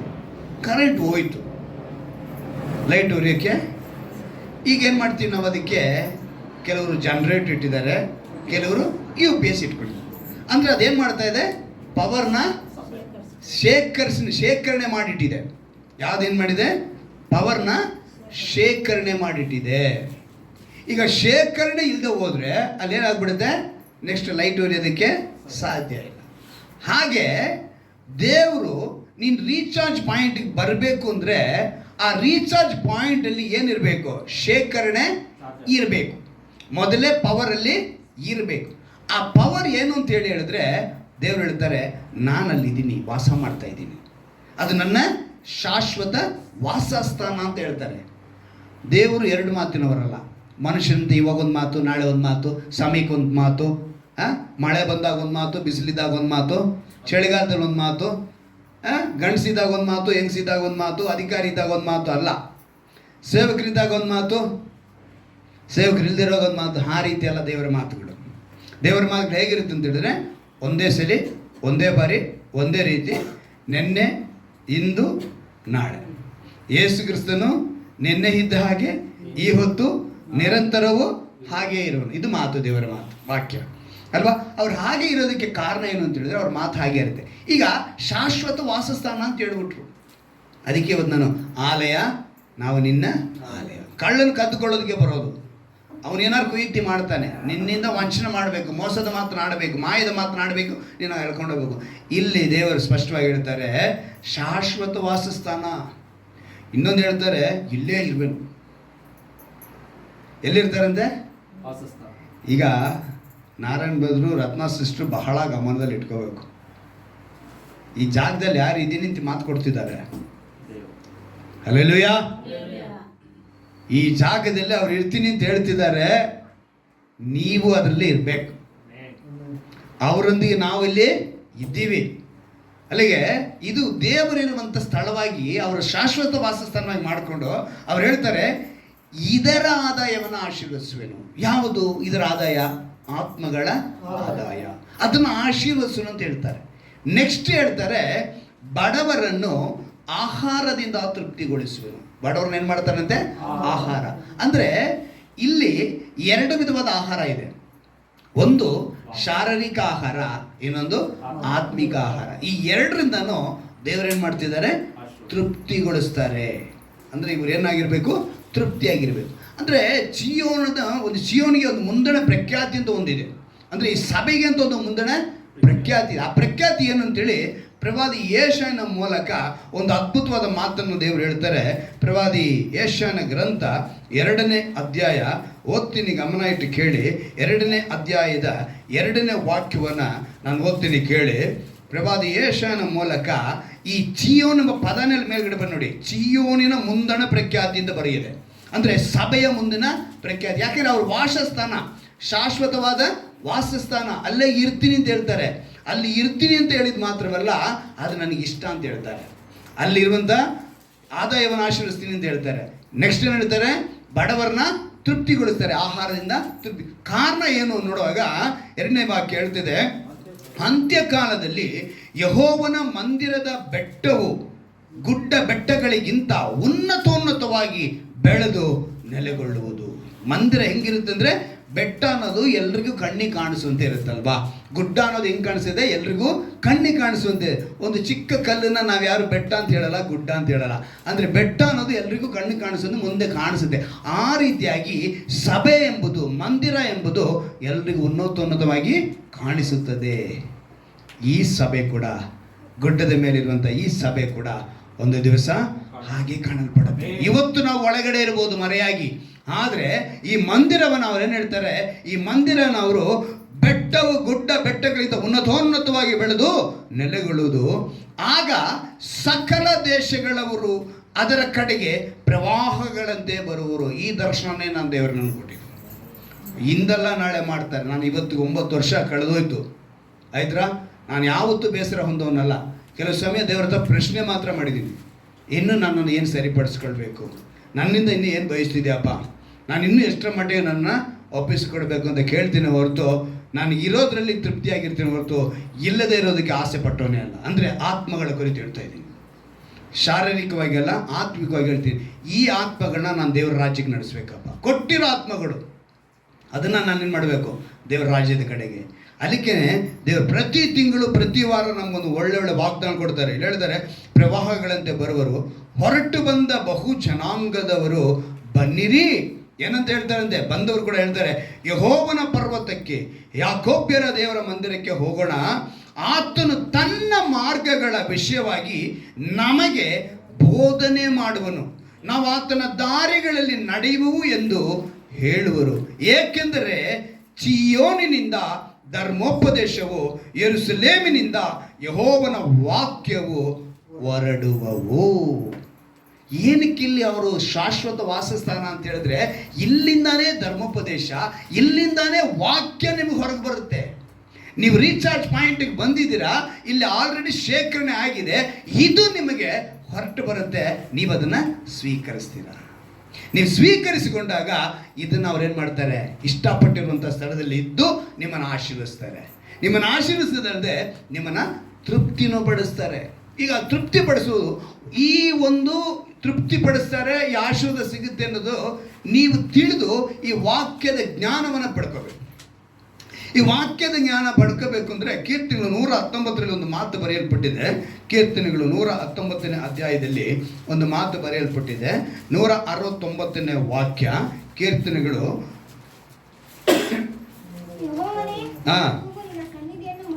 ನೋಡಿ ಏನಂತ ಹೇಳ್ತಾರೆ? ಯೆಹೋವನೇ ನನ್ನ ಕೂಗು ನಿನ್ನ ಸನ್ನಿಧಿಯನ್ನು ಮುಟ್ಟಲಿ, ನಿನ್ನ ವಾಕ್ಯಾನುಸಾರವಾಗಿ ನನಗೆ ಜ್ಞಾನವನ್ನು ದಯಪಾಲಿಸು. ಯಾವಾಗ ನೀನು ರೀಚಾರ್ಜ್ ಪಾಯಿಂಟ್ಗೆ ಬಂದ್ಬಿಡ್ತೀಯೋ, ಯಾವಾಗ ನೀನು ಅವರ ಶಾಶ್ವತ ವಾಸಸ್ಥಾನವಾದ ಆ ಸ್ಥಳಕ್ಕೆ ನೀನು ಬಂದಿರ್ತೀಯೋ, ಅಲ್ಲಿ ಅವ್ರು ಏನಂತ ಹೇಳ್ತಾರೆ? ನಿನಗೊಂದು ಜ್ಞಾನವನ್ನು ಕೊಡ್ತಾರೆ. ಈ ಜ್ಞಾನ ಬಂದುಬಿಟ್ರೆ ನಾವೇನು ಮಾಡಲ್ಲ? ಸಿಯನ್ನು ಬಿಟ್ಟು ಹೋಗಲ್ಲ. ಅಂದರೆ ಜ್ಞಾನ ಎಂದು ಸತ್ಯವೇದದಲ್ಲಿ ಬಹಳ ಮುಖ್ಯವಾಗಿ ನಾವು ಗಮನಿಸ್ಬೇಕ್ರೆ, ನಾನು ಎಷ್ಟೋ ಸರಿ ಅದೇ ಹೇಳ್ತೀನಿ, ಈ ಸತ್ಯವೇದನ ನಾನು ಸುಮಾರು ಸರಿ ಓದಿ ಮುಗಿಸಿದ್ದೀನಿ. ಓದಿದಾಗೆಲ್ಲ ಒಂದು ಹೊಸ್ದಾಗಿ ಕಾಣಿಸುತ್ತೆ. ನಿನ್ನೆ ಓದಿದ್ದಕ್ಕೆ ಬೇರೆ ಥರ ಅರ್ಥ ಕಾಣಿಸ್ತಿದೆ, ಇವತ್ತು ಓದಿದ್ರೆ ಬೇರೆ ಥರ ಅರ್ಥ ಕಾಣಿಸ್ತಿದೆ. ಪ್ರತಿ ದಿವಸ ಹೊಸ ಹೊಸ ವಿಷಯಗಳನ್ನ ದೇವರು ನಾನು ತಿಳಿಸ್ತಾರೆ. ಇವತ್ತು ನಾನೊಂದು ವಿಷಯ ನಿಮ್ಗೆ ತಿಳಿಸ್ತೀನಿ ನೋಡಿ, ನಾನಂದ್ರೆ ದೇವ್ರು ನಿಮ್ಗೆ ತಿಳಿಪಡಿಸ್ತಾರೆ. ಅದರಲ್ಲಿ ನೀವು ಎಷ್ಟೋ ಸಲ ಕೇಳಿದರೂ ಕೂಡ ಅದರಲ್ಲಿ ಹೊಸದನ್ನು ನೀವು ಕಂಡು ಇವಾಗ ಒಂದು ಕಾಣ್ತೀರ. ನಮ್ಮ ಮೊನ್ನೆ ನೋಡಿದ ಹೊಸದಿಗೂ ಇವತ್ತೊಂದು ಹೊಸದಿಗೂ ಅದಕ್ಕೆ ಹೇಳ್ತಾರೆ, ಪ್ರತಿದಿನವೂ ಹೊಸ ಹೊಸದಾಗಿ. ಎಂತ ಒಂದು ಎರೆಮಿನ ಪ್ರಲಾಪಗಳು ಸುಮ್ಮನೆ ಬರೆದಿಲ್ಲ, ಅವನ ಕಣ್ಣೀರಿನಲ್ಲೇ ಬರೆಯೋದಿಲ್ಲ. ಆದ್ರೆ ಅವನು ಹೇಳ್ತಾನೆ, ನಿನ್ನ ಕೃಪೆ ಹೆಂಗಿರುತ್ತೆ, ದಿನ ದಿನವೂ ಹೊಸ ಹೊಸದಾಗಿರುತ್ತಂತೆ. ಆದ್ರೆ ಹೊಸ ಹೊಸದಾಗಿ ಹೇಳ್ತಾರೆ. ಇವಾಗ ಗಮನಿಸ್ಬೇಕು ನಾವು ಇವತ್ತು ಏನಂತ ಹೇಳಿದ್ರೆ, ಈ ಜ್ಞಾನವನ್ನು ತಿಳ್ಕೊಳ್ಳೋದಕ್ಕಾಗಿ ನಾನು ಸತ್ಯವೇದದಲ್ಲಿ ಇದನ್ನು ಧ್ಯಾನ ಮಾಡ್ಕೊಂಡು ಬರಬೇಕಾದ್ರೆ ಒಬ್ಬ ರಾಣಿಯೊಬ್ಬಳನ್ನ ದೇವರು ನನ್ನ ನೆನಪಿಗೆ ತಂದರು. ಆ ರಾಣಿ ಏನಕ್ಕೆ ಬಂದ್ಲು ಆ ಜ್ಞಾನನ ಪಡ್ಕೊಳ್ಳೋಕ್ಕೆ ಅನ್ನೋದನ್ನ ಬಹಳ ಆಳವಾಗಿ ನಾನು ತಿಳ್ಕೊಂಡು, ಇದನ್ನು ಸುವಾರ್ತೆಯಲ್ಲೇ ಬರೆದಿದ್ದಾರೆ. ಆಕೆ ಬಂದಿದ್ದು ಹಳೆ ಒಡಂಬಡಿಕೆ ಕಾಲದಲ್ಲಿ, ಬಂದಿದ್ದನ್ನ ಸುವಾರ್ತಿಗನಾದ ಲೂಕ ಅದನ್ನ ಹೇಳಿ ಲೋಕನ ಬರ ಸುವಾರ್ತೆಯಲ್ಲಿ ಅದನ್ನು ಬರೆಸಿದ್ದಾರೆ ಯೇಸು ಕ್ರಿಸ್ತನು. ಅಂದ್ರೆ ಅವರ ಮಾತುಗಳನ್ನ ಹೇಳ್ತಿದ್ದಾರೆ. ಆ ಮಾತು ನೋಡೋಣ. ಲೂಕನ ಬರೋ ಸುವಾರ್ತೆ 11ನೇ ಅಧ್ಯಾಯ 31ನೇ ವಾಕ್ಯ. ಲೂಕನ ಬರೋ ಸುವಾರ್ತೆ. ದಕ್ಷಿಣದ ದೇಶದ ರಾಣಿಯು ನ್ಯಾಯ ವಿಚಾರಣೆಯಲ್ಲಿ ಈ ಸಂತತಿಯವರೊಂದಿಗೆ ಎದ್ದು ನಿಂತು ಇವರನ್ನು ಅಪರಾಧಿಗಳೆಂದು ಹೇಳುವಳು. ಆಕೆಯು ಸೊಲೊಮೋನನ ಜ್ಞಾನವನ್ನು ತಿಳುಕೊಳ್ಳುವುದಕ್ಕೆ ಭೂಮಿಯ ಕಟ್ಟ ಕಡೆಯಿಂದ ಬಂದಳು. ಸಾಕು. ಏನಂತೆ? ಎಲ್ಲಿಂದ ಬಂದಂತೆ? ಭೂಮಿಯ ಅಂದ್ರೆ ಯಾವುದೋ ಮೂಲೆ. ಆ ಮೂಲೆನ ನೆನೆಸ್ಕೊಳ್ಬೇಕಿದ್ರೆ ನಾನು ಇದನ್ನ ಚರಿತ್ರೆ ಪುಸ್ತಕಗಾರಗಳು ಕೆಲವರು ಬರೆದಿರೋದನ್ನು ಕೇಳಿದಾಗ ಸುಮಾರು 5 ತಿಂಗಳು ಪ್ರಯಾಣ ಅಂತೆ. ಆಕೆ ಎಷ್ಟು? 5 ತಿಂಗಳು. ಅಂದ್ರೆ ಜ್ಞಾನತಿಗಳು 9ನೇ ಅಧ್ಯಾಯದಲ್ಲಿ 10ನೇ ವಾಕ್ಯದಲ್ಲಿ ಹೇಳಲ್ಪಟ್ಟಿದೆ, ಯೆಹೋವನ ಭಯವೇ ಜ್ಞಾನಕ್ಕೆ. ಅಲ್ಲಿಗೆ ಈ ಜ್ಞಾನನ ತಿಳ್ಕೊಳ್ಳೋದಕ್ಕೆ ಯಾರ ಜ್ಞಾನ? ದೇವರ ಜ್ಞಾನ ಸೊಲೊಮೋನನಲ್ಲಿದೆ. ಇವಳು ಕಿವಿಯಾರ ಕೇಳಿದಾಳೆ. ಆ ವಿಷಯನ ಕೇಳಿರೋದ್ರಿಂದ ಅದನ್ನು ತಿಳ್ಕೊಳ್ಳೋದಕ್ಕೆ ಬಂದ್ಲು. ಅವಳು ಬಂದವಳು ಏನಂತ ಹೇಳ್ತಾ ಇದ್ರೆ, ಮುಂದೆ ಸಂತತಿಯವ್ರನ್ನ ನೋಡ್ಬಿಟ್ಟು ಹೇಳ್ತಾಳಂತೆ, ನೀವರ ಅಪರಾಧಿಗಳೆಂದು ಹೇಳ್ತಾಳಂತೆ. ಯಾರನ್ನ? ಮುಂದೆ ಇದ್ದಂಥ ಜನಗಳನ್ನ ನೋಡಿ ನೀವು ಅಪರಾಧಿಗಳೆಂದು ಹೇಳ್ತಾಳಂತೆ. ಯಾರು? ಹೊರದೇಶದ ರಾಣಿ ಹೇಳ್ತಾಳೆ. ಇದು ಏನಕ್ಕೆ ಹೇಳುದು ಅನ್ನೋದನ್ನ ನಾನು ಒಳಗಡೆ ಸ್ವಲ್ಪ ಹೋಗಿ ನೋಡುವಾಗ ಈ ವಾಕ್ಯನ, ಈ ರಾಣಿ ಜ್ಞಾನ ತಿಳಿಯಲು ಚರಿತ್ರೆಗಳಂದ್ರೆ ಸುಮಾರು 5 ತಿಂಗಳ ಪ್ರಯಾಣ ಬೆಳೆಸಿ. ಅಂದ್ರೆ ರಾಣಿ ಒಬ್ಬಳೆ ಬರೋಕ್ಕೆ ಸಾಧ್ಯನಾ? ರಾಣಿ ಜೊತೆ ಏನು ಮಾಡ್ತಾರೆ? ದಾಸಿಯರು ಇರ್ತಾರೆ, ಒಂಟೆಗಳ ಸಮೇತ ಸೈನಿಕರು ಇರ್ತಾರೆ. ಅಲ್ಲಿಗೆ ಒಂದು ದೊಡ್ಡ ಗುಂಪು ಏನ್ ಮಾಡ್ತಾ ಇದೆ? ಪ್ರಯಾಣ ಬೆಳೆಸ್ಕೊಂಡು ಬರ್ತಾ ಇದೆ. ಏನಕ್ಕೆ? ಜ್ಞಾನವನ್ನ ತಿಳ್ಕೊಳ್ಳಲು, ಸೊಲೊಮೋನನ ಜ್ಞಾನವನ್ನ ತಿಳ್ಕೊಳ್ಳಲು ಒಂದು ದೊಡ್ಡ ಗುಂಪು ಪ್ರಯಾಣ ಬೆಳೆಸಿದೆ. ಇನ್ನೊಂದು ತಿಳ್ಕೊಳ್ಳಿ, ಇವತ್ತಿನ ಹಾಗೆ ಪ್ಲೇನ್ ಇಲ್ಲ. ಅಂದ್ರೆ ಪ್ಲೇನು ಇಲ್ಲ, ಕಾರು ಇಲ್ಲ, ಬೈಕು ಇಲ್ಲ, ಎಂಥದ್ದು ಇಲ್ಲ. ಅವಾಗಿನ ಪ್ರಯಾಣಕ್ಕೆ ಬಳಸ್ತಾ ಇದ್ದಿದ್ದು ಮರಳು ಗಾಡಿ. ನಿಮಗೆ ವಾಕ್ಯ ಓದೋಣ. 1 ಅರಸುಗಳು ತೆಗೆದುಕೊಳ್ಳಿ. 1 ಅರಸುಗಳು, ಅದನ್ನು ಹೇಳಿದ್ರೆ ನಿಮ್ಗೆ ಚೆನ್ನಾಗಿ ಅರ್ಥ ಆಗುತ್ತೆ. 1 ಅರಸುಗಳು 10ನೇ ಅಧ್ಯಾಯ 1 ಅರಸುಗಳು ತೆಗೆದುಕೊಳ್ಳಿ. ನಾನು ಓದ್ತೀನಿ, ಗಮನ ಇಟ್ಟು ನೋಡಿ. ಅದರಲ್ಲಿ ನೀವು ಪರೀಕ್ಷೆ ಮಾಡಿ ನೋಡಬೇಕು. 1 ಅರಸುಗಳು 10ನೇ ಅಧ್ಯಾಯ 5ನೇ ವಾಕ್ಯನ ಮೊದಲನೇದಾಗಿ ಓದ್ತೀನಿ, ಕೇಳಿ. ಅವನ ಭೋಜನ ಪೀಠದ ಆಹಾರ ಆ ಪೀಠದ ಸುತ್ತಲಿರುವ ವಾಕ್ಯವನ್ನು ಗಮನಿಸಿ ನೀವು ನೋಡಬೇಕು. ಉದ್ಯೋಗಸ್ಥರ ಆಸನಗಳು, ಅವರ ಪರಿಚಾರಕರ ಸೇವಾಕ್ರಮ, ಅವರ ಉಡುಪುಗಳು, ಅವನ ಪಾನಕಗಳು, ಇವುಗಳನ್ನು ಅವನು ಯೆಹೋವನ ಆಲಯದಲ್ಲಿ ಸಮರ್ಪಿಸುತ್ತಿದ್ದ ಸರ್ವಾಂಗ ಹೋಮಗಳನ್ನು ನೋಡಿದಾಗ ವಿಸ್ಮಿತಳಾಗಿ ಅರಸನಿಗೆ, ನಾನು ನನ್ನ ದೇಶದಲ್ಲಿ ನಿನ್ನ ಜ್ಞಾನವನ್ನು ಕೃತ್ಯಗಳನ್ನು ಕುರಿತು ಕೇಳಿದ್ದು ಸತ್ಯವಾಗಿದೆ ಅಂತೇಳಿ ಹೇಳ್ತಿದ್ದಾಳೆ ರಾಣಿ. ಏನಂತ ಹೇಳ್ತಿದ್ದಾಳೆ? ಅವಳು ತನ್ನ ದೇಶದಲ್ಲಿ ಕೇಳಿಕೊಂಡಂತೆ ಏನೇನು ಮಾಡ್ತಾನೆ ಅಂದರೆ ಸಭೆಗೆ, ಅಂದರೆ ಇಲ್ಲಿ ಯಾರ ಕುರಿತು? ಸೊಲೊಮೋನನ ಕುರಿತು. ಸೊಲೊಮೋನ ತನ್ನ ಆಲಯವನ್ನು ಕಟ್ಟುವಾಗ ಅವನು ಏನೇನು ಮಾಡ್ದ ಎಂಬುದನ್ನು ಅಲ್ಲಿ ಬರೆಯಲ್ಪಟ್ಟಿದೆ ಮುಂದಿನ ಅಧ್ಯಾಯಗಳಲ್ಲಿ. ಅಲ್ಲಿ ಬರೆದಿರೋದ್ರಿಂದ ಅದನ್ನು ಅವಳು ತಿಳ್ಕೊಂಡು ಸುಮ್ಮನೆ ಕಿವಿಯಾರ ಕೇಳಿದ್ಲು. ಆದರೆ ಇವಾಗ ಡೈರೆಕ್ಟಾಗಿ ಅವನ ಹತ್ರ ಬಂದು ನೋಡ್ತಿದ್ದಾಳೆ. ನೀವು ಮೊದಲನೇ ವಾಕ್ಯ ನೋಡಿ. ಯೆಹೋವ ನಾಮ ಮಹತ್ತಿನಿಂದ ಸೊಲೊಮೋನಿಗುಂಟಾದ ಕೀರ್ತಿಯನ್ನು ಕುರಿತು ಶೇಬದ ರಾಣಿಯು, ಯಾರಂತೆ ಆ ರಾಣಿ? ಶೇಬದ ರಾಣಿಯು ಕೇಳಿ ಅವನನ್ನು ಒಗಟುಗಳಿಂದ ಪರೀಕ್ಷಿಸುವುದಕ್ಕೆ ಬಂದಳು.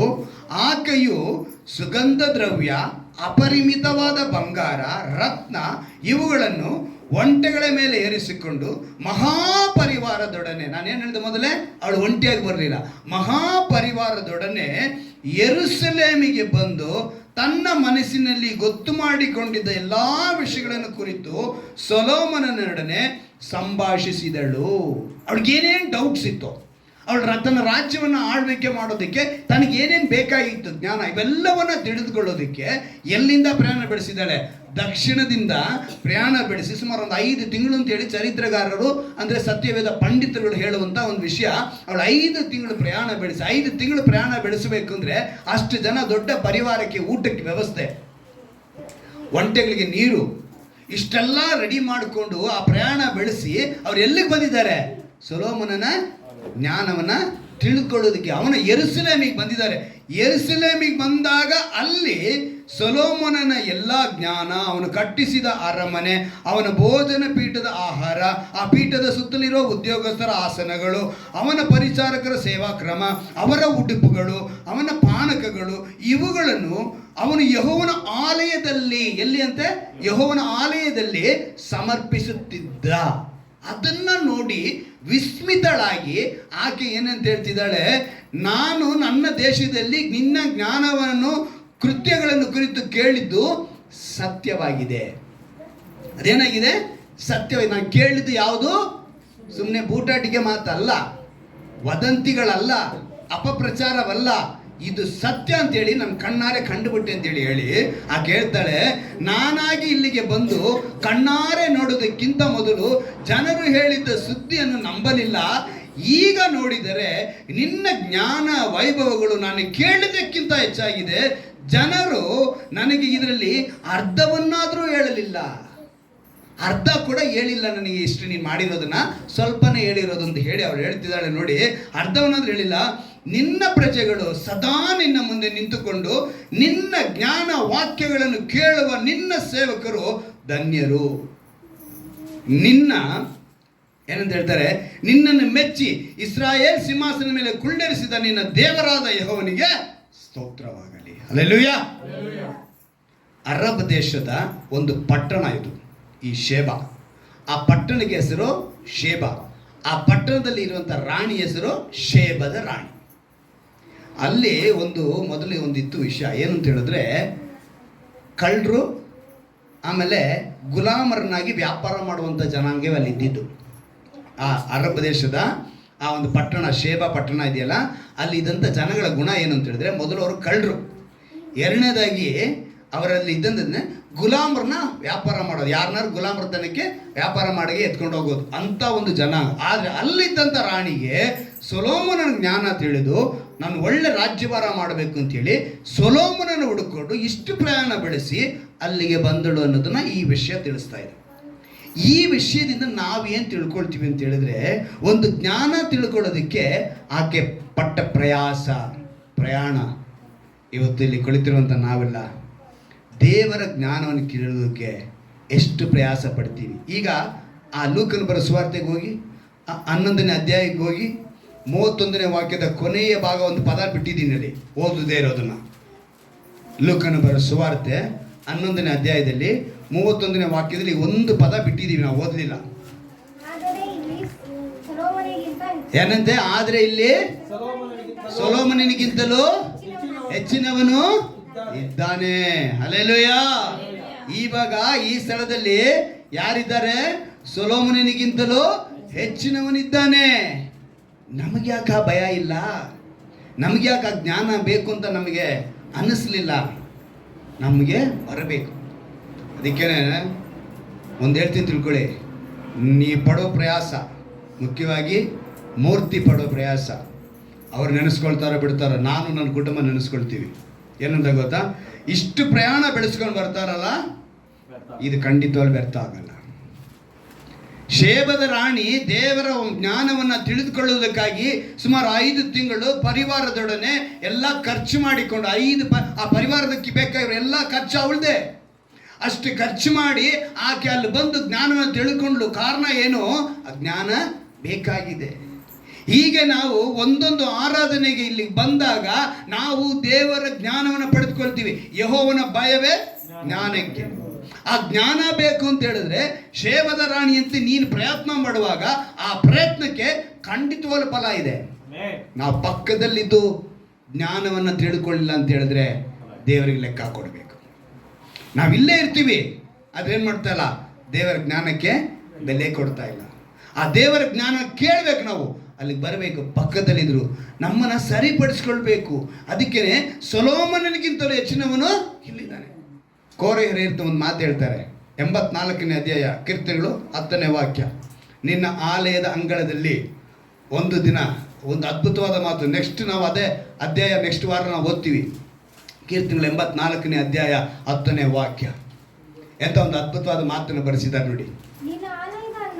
ನಿನ್ನ ಆಲಯದ ಅಂಗಳಗಳಲ್ಲಿ ಕಳೆದ ಒಂದು ದಿನವು ಬೇರೆ ಸಹಸ್ರ ದಿನಗಳಿಗಿಂತ ಉತ್ತಮವಾಗಿದೆ. ಸಾಕು, ಉತ್ತಮವಾಗಿದೆ. ಏನಾಗಿದೆ? ಬೇರೆ ಸಹಸ್ರ ದಿನಗಳಿಗಿಂತ ಉತ್ತಮವಾಗಿದೆ. ಯಾವುದು? ಆಲಯದಲ್ಲಿ ಅಂದ್ರೆ ಮಂದಿರದಲ್ಲಿ ಒಂದು ದಿವಸ. ಸಹಸ್ರ ದಿನ ಅಂದ್ರೆ ಎಷ್ಟು? ಸಹಸ್ರ ಅಂದ್ರೆ 10,000. ಅವಾಗ ಇಲ್ಲ, ಸಹಸ್ರ ಅಂದ್ರೆ 1000, ಬರೀ 1000 ದಿನಕ್ಕೆ ಸಮ. ಅಲ್ಲಿಗೆ ಒಂದು ದಿನ ಕೂಡ ಅಲ್ಲ ಅದು, ಆಲಯದಲ್ಲಿ ಅಂತೇಳಿ. ನಾವೆಲ್ಲ ಒಂದು ದಿನ ಕಳೀತಲ್ಲ ಆಲಯದಲ್ಲಿ, 2 ಅವರ್. ವರ್ಷಕ್ಕೆ ಎಷ್ಟು ವಾರ? 52 ವಾರ. 52 ವಾರದಲ್ಲಿ ನಮಗೆ ಒಂದು ವರ್ಷಕ್ಕೆ ಇಲ್ಲಿ ಈಗ 1000 ದಿವಸ ಅಂತ ಹೇಳಿದ ತಕ್ಷಣ ನಾನು ಲೆಕ್ಕ ಮಾಡಿದೆ, ಕ್ಯಾಲ್ಕುಲೇಟ್ ಮಾಡಿದೆ. ಸುಮಾರು 2 ವರ್ಷ 9 ತಿಂಗಳ ಆಶೀರ್ವಾದ ಕೇವಲ 2 ಗಂಟೆ ನೀವು ಸ್ಪೆಂಡ್ ಮಾಡಿದ್ರೆ ಸಿಗ್ತೈತೆ. ಹಲ್ಲೆಲೂಯಾ. 2 ವರ್ಷ 9 ತಿಂಗಳಿಗೆ ಸಮಾನವಾದ ಆಶೀರ್ವಾದ ಆರಾಧನೆಗೆ ಬಂದ 2 ಗಂಟೆಗಳಲ್ಲಿ ನಿಮಗೆ ಸಿಗ್ತಾ ಇದೆ. ಇವತ್ತು ನೀವು ಮಾಡಬೇಕಾಗಿರೋ ಬಂಡವಾಳ ಇದನ್ನೇ. ಹಲ್ಲೆಲೂಯಾ. ನಿತ್ಯ ಜೀವ ಸೇರಬೇಕು ಅಂದ್ರೆ ಶೇಬದ ರಾಣಿ ಹೇಗೆ ತನ್ನನ್ನ ಜ್ಞಾನ ತಿಳ್ಕೋಬೇಕು ಅಂತೇಳಿ ಹುಡುಕಿ ಬಂದು ಅಂದ್ರೆ ಎಷ್ಟು ಪ್ರಯಾಣ, ಆ ಖರ್ಚು, ಸಮಯನ ಕಳ್ಕೊಂಡು ರಾತ್ರಿ ಹಗಲು ಅಂದ್ರೆ ಮರಳುಗಾಡಿನಲ್ಲಿ ಒಂಟೆ ಮೇಲೆ ಬರಬೇಕಂದ್ರೆ ಸಾಮಾನ್ಯವಾದ ವಿಷಯ ಅಲ್ಲ. ಹಗಲು ರಾತ್ರಿ ಪ್ರಯಾಣ ಮಾಡಿಕೊಂಡು ಕಷ್ಟಪಟ್ಟು ಆ ಜ್ಞಾನ ತಿಳ್ಕೊಳ್ಳೋಕೆ ಬಂದ ಆಕೆ. ಇವತ್ತು ಯಾರ್ಯಾರು ಆ ಪ್ರಯಾಸ ಪಡ್ತಿದ್ದೀರೋ, ದೇವರ ವಾಕ್ಯವನ್ನು ಕೇಳೋದಕ್ಕೆ ಪ್ರಯಾಸ ಪಡ್ತಿರೋ, ಅದರ ಫಲ ಖಂಡಿತವಾಗಲು ಉನ್ನತವಾಗಿರುತ್ತೆ. ಹಲ್ಲೆಲೂಯಾ. ಅವರು ಅದಕ್ಕೆ ಹೇಳಿದ್ದಾರೆ, ಇದರ ಆದಾಯವನ್ನು ನಾನೇನು ಮಾಡ್ತೀನಿ? ಆಶೀರ್ವದಿಸು. ಇವತ್ತು ನಮ್ಗೆ ಒಂದು ವೇಳೆ ನಾವು ಇರುವಂಥ ಪರಿಸ್ಥಿತಿಯಲ್ಲಿ ಬೇರೆ ಬೇರೆ ನಮಗೆ ಸಮಸ್ಯೆಗಳು, ಹೋರಾಟಗಳು ಇರ್ಬೋದು, ಆದರೆ ಇದು ಖಂಡಿತವಾಗಲೂ ನೆರವೇರುತ್ತೆ. ಹಲ್ಲೆಲೂಯಾ. ಅವ್ರು ಹೇಳ್ತಾರೆ, ಬಡವರನ್ನ ಆಹಾರದಿಂದ ತೃಪ್ತಿಗೊಳಿಸಿ. ಇಲ್ಲಿ ವಾಕ್ಯಕ್ಕಾಗಲಿ ಆಹಾರಕ್ಕಾಗಲಿ ದೇವರು ನಿಮ್ಮನ್ನ ಕೊರತೆ ಇಟ್ಟಿಲ್ಲ. ಹಲ್ಲೆಲೂಯಾ. ಕೊರತೆ ಇದೆ ಅಂತ ಹೇಳೋರು ಕೈ ಎತ್ತಿ. ಇದೆಯಾ ಕೊರತೆ? ಆಹಾರ ಕೊರತೆ ಇದೆಯಾ? ವಾಕ್ಯದ ಮನ್ನಾಗೆ ಕೊರತೆ ಇದೆಯಾ? ಎರಡನ್ನೂ ತೃಪ್ತಿ ಕೊಡಿಸ್ತಿದ್ದಾರೆ. ತೃಪ್ತಿ ಕೊಡುವಂಥದ್ದು ಇದು ಅವರ ವಾಸಸ್ಥಾನ. ಇದನ್ನ ಅವ್ರು ಇಷ್ಟಪಟ್ಟಿದ್ದಾರೆ. ಇಲ್ಲಿ ವಾಸ ಮಾಡ್ತೀನಿ ಅಂತ ಹೇಳ್ತಿದ್ದಾರೆ. ಈ ಸ್ತೋತ್ರ ಕೂಟದ ಈ ಒಂದು ವಿಶೇಷವಾದ ಆರಾಧನೆ ದೇವರು ಕೊಟ್ಟಂತ ವಾಕ್ಯ ಇದು. ಶೇಬದ ರಾಣಿ, ನಾನು ಶೇಬದ ರಾಣಿ ಕುರಿತು ಹಲವು ಸರಿ ಓದಿದ್ದೀನಿ, ಆದರೆ ನಾನು ಯಾವತ್ತೂ ಹೊಳೆದೇ ಇಲ್ಲ ಇವತ್ತು ಈ ವಿಷಯಗಳು. ನಿನ್ನೆ ನಾನು ಧ್ಯಾನ ಮಾಡುವಾಗ, ಈ ವಾರ ಎಲ್ಲ ಧ್ಯಾನ ಮಾಡುವಾಗ, ಏನಕ್ಕೆ ಶೇಬದ ರಾಣಿ ಕುರಿತು ಲೂಕನಲ್ಲಿ ದೇವರು ಬರೆಸ್ತಾ ಇದ್ದಾರೆ, ಆವಾಗ ಯೋಚನೆ ಮಾಡಿದೆ, ಎಷ್ಟು ಪ್ರಯಾಸ ಪಟ್ಟರೆ ಖಂಡಿತವಾಗಲೂ ಪ್ರತಿಫಲ ಉಂಟು. ಆವಾಗಲೇ ನಾನು ಹೇಳ್ಕೊಂಡಿದ್ದು, ಮೂರ್ತಿ ನೆನೆಸ್ಕೊಂಡಿದ್ದು, ಈ ಕುಟುಂಬಕ್ಕೆ ದೇವರು ಏನು ಮಾಡಲ್ಲ, ಖಂಡಿತವಾಗಲೂ ಚಿಕ್ಕಬಳ್ಳಾಪುರದಲ್ಲಿ ಒಂದು ದಿವಸ ಒಂದು ಸಭೆ ಕಟ್ಟಲ್ಪಡುತ್ತೆ. ಹಲ್ಲೆಲೂಯಾ. ಇದೇ ರಕ್ಷಣಾದ ಯೇಸು ಕ್ರಿಸ್ತರ ಸಭೆ ಒಂದು ದಿನ ಚಿಕ್ಕಬಳ್ಳಾಪುರದಲ್ಲಿ, ಅಜ್ವಾರದಲ್ಲಿ ಕಟ್ಟಲ್ಪಡುತ್ತೆ. ಅವರ ಪ್ರಯಾಸಕ್ಕೆ ದೇವರು ಅವ್ರನ್ನ ನಿಲ್ಲಿಸ್ತಾರೆ. ಅಂದರೆ ನಾವೇನಾಗಿದ್ದೀವಿ ಅಂದರೆ, ಆರಾಧನೆಗೆ ಬಂದು ನಾವು 2 ಗಂಟೆ ಆರಾಧನೆ ಸಮಯನ ಕಳೆದುಬಿಟ್ರೆ 52 ಭಾನುವಾರ, 52 ಭಾನುವಾರದಲ್ಲಿ 2 ಅವರ್ ಅಂತ ಲೆಕ್ಕ ಮಾಡಿದೆ, 104 ಅವರ್ ಆಯಿತು. ಎಷ್ಟು ಅವರು? 104 ಅವರು. 104 ಅವರ್ನ ಒಂದು ವರ್ಷಕ್ಕೆ ಹಂಗೇ ಎಳ್ಕೊಂಡು ಹೋದೆ. ಹಂಗೆ ಲೆಕ್ಕ ಮಾಡಿ ಕಡೆಗೆ 365 ದಿವಸಕ್ಕೆ ನಾವು ದೇವರಿಗೆ ಅಂತ ಕೊಟ್ಟಿದ್ದ ದಿವಸ ಎಷ್ಟು ಅಂತ ಹೇಳಿದ್ರೆ 4.5 ದಿವಸ ಬಂತು. ಎಷ್ಟು ದಿವಸ ಬಂತು? ನೀನು ಕೊಡೋ 2 ಗಂಟೆ, ಒಂದು ಭಾನುವಾರದ 2 ಗಂಟೆ 365ರಲ್ಲಿ 52 ವಾರಕ್ಕೆ 104 ಗಂಟೆಗಳ ಅವರ್ಸ್ಗೆ, ಅದರಲ್ಲಿ ನೀನು ಲೆಕ್ಕ ಮಾಡಿದೆ 104 ಡಿವೈಡ್ ಮಾಡಿ ನಾನು ಲೆಕ್ಕ ಮಾಡಿ ನೋಡಿದ್ರೆ 4.5 ದಿವಸ ನೀನು ಕೊಡ್ತಾ ಇದೆಯಾ. ಎಷ್ಟು ದಿವಸ? 4.5. 365ರಲ್ಲಿ 4.5 ಹೋದ್ರೆ ಮಿಕ್ಕಿದೆಷ್ಟು? ಅರೆ ಏನು ಈ ಥರ ಗಣಿತದಲ್ಲಿ ಇಷ್ಟೊಂದು ವೀಕ್ ಆಗ್ಬಿಟ್ಟಿದ್ದೀರ. 4.5 ಹೋದ್ರೆ 360 ಹೊರೆ ಅಷ್ಟು ನಿಮ್ಮದೇ. 360 ಹೊರೆ ದಿವಸನೂ ನಿಮ್ಮದೇ. ನೀವು ಕೊಟ್ಟಿರೋದು ಬರೀ 4.5 ದಿವಸ ವರ್ಷಕ್ಕೆ. 4.5 ಅವರ್ ನೀವು ಕೊಟ್ಬಿಟ್ಟು 360 ಹೊರೆ ದಿವಸದ ಆಶೀರ್ವಾದನ ನೀವು ಪಡ್ಕೊಳ್ತಾ ಇದ್ದೀರಾ. ಆದರೆ ನಾವೇನು ಮಾಡ್ತೀವಿ? ಆ ಸಡ್ಡೆಗೆ ಜಾಗ ಕೊಡ್ಬಿಟ್ಟು ಅಂದು ದೇವರು ವಾಕ್ಯ ಕೇಳೋದಕ್ಕೆ ಏನಂತೆ ದೇವರನ್ನ ಹುಡುಕೊಂಬಂದ್ರು. ಒಂದು 2-3 ಘಟನೆ ನಾನು ನೆನಪಿಸಿ ಇವಾಗ ಆರಾಧನೆ ಮುಗಿಸೋಣ. ಮತ್ತಾನು ಬರೋ ಸುವಾರ್ತೆ 13ನೇ ಅಧ್ಯಾಯ ತೆಗೆದುಕೊಳ್ಳಿ. ಮತ್ತಾನು ಬರೋ ಸುವಾರ್ತೆ 13ನೇ ಅಧ್ಯಾಯ 2-3 ಘಟನೆ ನೆನಪು ತರಿಸ್ತೀನಿ. ಅವ್ರ ವಾಕ್ಯನ ಕೇಳೋದಕ್ಕೆ ಹೆಂಗೆ ಬಂದರು ಅಂತೇಳಿ 13ನೇ ದಿನ 1ನೇ ವಾಕ್ಯ 2ನೇ ವಾಕ್ಯ. ಆ ದಿವಸದಲ್ಲಿ ಯೇಸು ಮನೆಯಿಂದ ಹೊರಟು ಸಮುದ್ರದ ದಡದಲ್ಲಿ ಕೂತುಕೊಂಡನು. ಬಹಳ ಜನರು ಆತನ ಬಳಿಗೆ ಕೂಡಿ ಬಂದದರಿಂದ ಆತನ ದೋಣಿ ಹತ್ತಿ ಕೂತುಕೊಂಡನು. ಎಲ್ಲಿಗೆ ಬಂದಿದ್ದಾರೆ ಏಸಪ್ಪ? ಅಲ್ಲಿ ಸಮುದ್ರದ ದಡಕ್ಕೆ ಬಂದಿದ್ದಾರೆ. ಆ ಜನ ಅಲ್ಲಿ ಬಿಡಲಿಲ್ಲ. ಅವ್ರೇನು ಮಾಡಿಬಿಟ್ರು? ಅಲ್ಲಿಗೆ ಬಂದರು. ಅಲ್ಲಿಗೆ ಬಂದಿದ್ದೆ ಇವ್ರೇನು ಮಾಡಿದ್ರು? ದೋಣಿ ಹತ್ತಿ ನಿಂತ್ಕೊಂಡು. ಅಂದರೆ ಸಮುದ್ರದ ತೀರದಲ್ಲಿ ನಿಂತ್ಕೊಂಡು ಏನು ಕೇಳ್ತಿದ್ದಾರೆ? ದೇವರ ಮಾತನ್ನ, ದೇವರ ವಾಕ್ಯವನ್ನು ಕೇಳ್ತಾರೆ. ಅಂದರೆ ಅವರಿಗೆ ಆ ವಾಕ್ಯದ ಮೇಲಿದ್ದಂಥ ದಾಹ, ಆ ವಾಕ್ಯವನ್ನು ದೇವರ ಬಳಿಯಿಂದ ಮಾತನ್ನು ಕೇಳಬೇಕು ಅನ್ನೋ ಆಸೆ.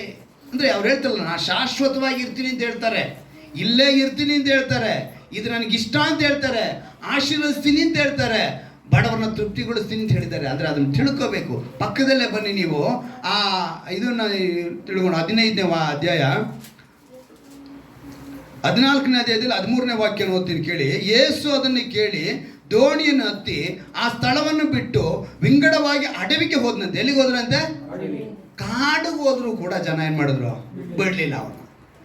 ಈಗ ಸಮುದ್ರ ತೀರದಲ್ಲಿದ್ದರು, ಅಲ್ಲಿಗೆ ಬಂದರು. ಅಲ್ಲಿಂದ ಮತ್ತೆ ಅವ್ರು ದೋಣಿ ಹತ್ತಿ ಮತ್ತೆ ಹೋಗಿ ಕಾಡಿಗೆ ಹೋಗಿದ್ರು. ಕಾಡಿಗೆ ಹೋದ್ರಲ್ಲಿ ಏನು ಹೇಳ್ಬಿಟ್ಟಿದೆ ನೋಡಿ. ಇದನ್ನು ಕೇಳಿದ ಜನರು ಗುಂಪು ಗುಂಪಾಗಿ ತಮ್ಮ ಊರುಗಳಿಂದ ಹೆಂಗೋದ್ರಂತೆ? ಕಾಲು ನಡಿಗೆಯಿಂದ. ನಮಗೆಲ್ಲ ಗಾಡಿ ಇದೆ ಇವತ್ತು, 1ಕ್ಕೆ 2 ಗಾಡಿ ಮಡಗಿದ್ದೀವಿ. ಆದರೆ ಸಭೆಗೆ ಬರೋಕ್ಕೆ ನಮಗೇನಾಗ್ತಾ ಇದೆ? ಕಷ್ಟ ಆಗ್ತಾ ಇದೆ.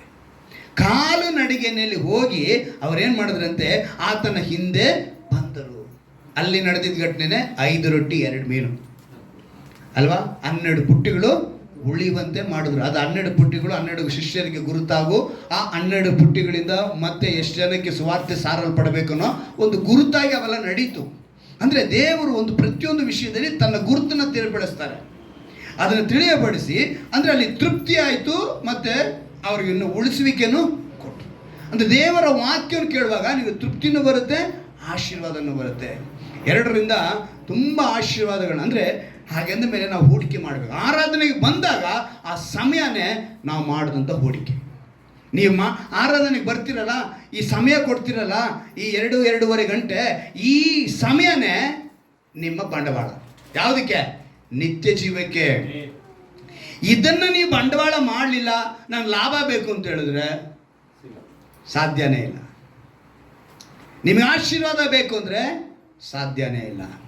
ನಿಮಗೆ ತೃಪ್ತಿ ಬೇಕು ಅಂದರೆ ಸಾಧ್ಯನೇ ಇಲ್ಲ. ಯಾಕಂದರೆ ಬಂಡವಾಳ ಹಾಕ್ದಿರ ವ್ಯಾಪಾರ ಮಾಡೋಕ್ಕಾಗುತ್ತಾ? ಹಾಗೆ ಬಂಡವಾಳ ಹಾಕ್ದಿರ ನೀವು ಹೇಗೆ ಆಶೀರ್ವಾದನ ಬಯಸ್ತೀರಾ? ಹೇಗೆ ಬಂಡವಾಳ ಹಾಕ್ದಿರ ತೃಪ್ತಿ ಬೇಕು ಅಂತ ಕೇಳ್ತೀರಾ? ಹೇಗೆ ಬಂಡವಾಳ ಹಾಕ್ದಿರ ಸಮಾಧಾನ ಬೇಕು ಅಂತ ಹೇಳ್ತೀರಾ? ಹೇಗೆ ಬಂಡವಾಳ ಹಾಕ್ದಿರ ನೀವು ಪರಿಹಾರ ಬೇಕು ಅಂತ ಹೇಳ್ತೀರಾ? ಹೇಗೆ ಬಂಡವಾಳ ಇಲ್ದಿರ ನಿಮಗೆ ಸ್ವಸ್ಥತೆ ಬೇಕು ಅಂತ ಹೇಳ್ತೀರಾ? ಹೇಗೆ ಬಂಡವಾಳ ಇಲ್ದಿರ ನಿಮ್ಗೆ ಆಶೀರ್ವಾದ ಬೇಕು ಅಂತ ಹೇಳ್ತೀರಾ?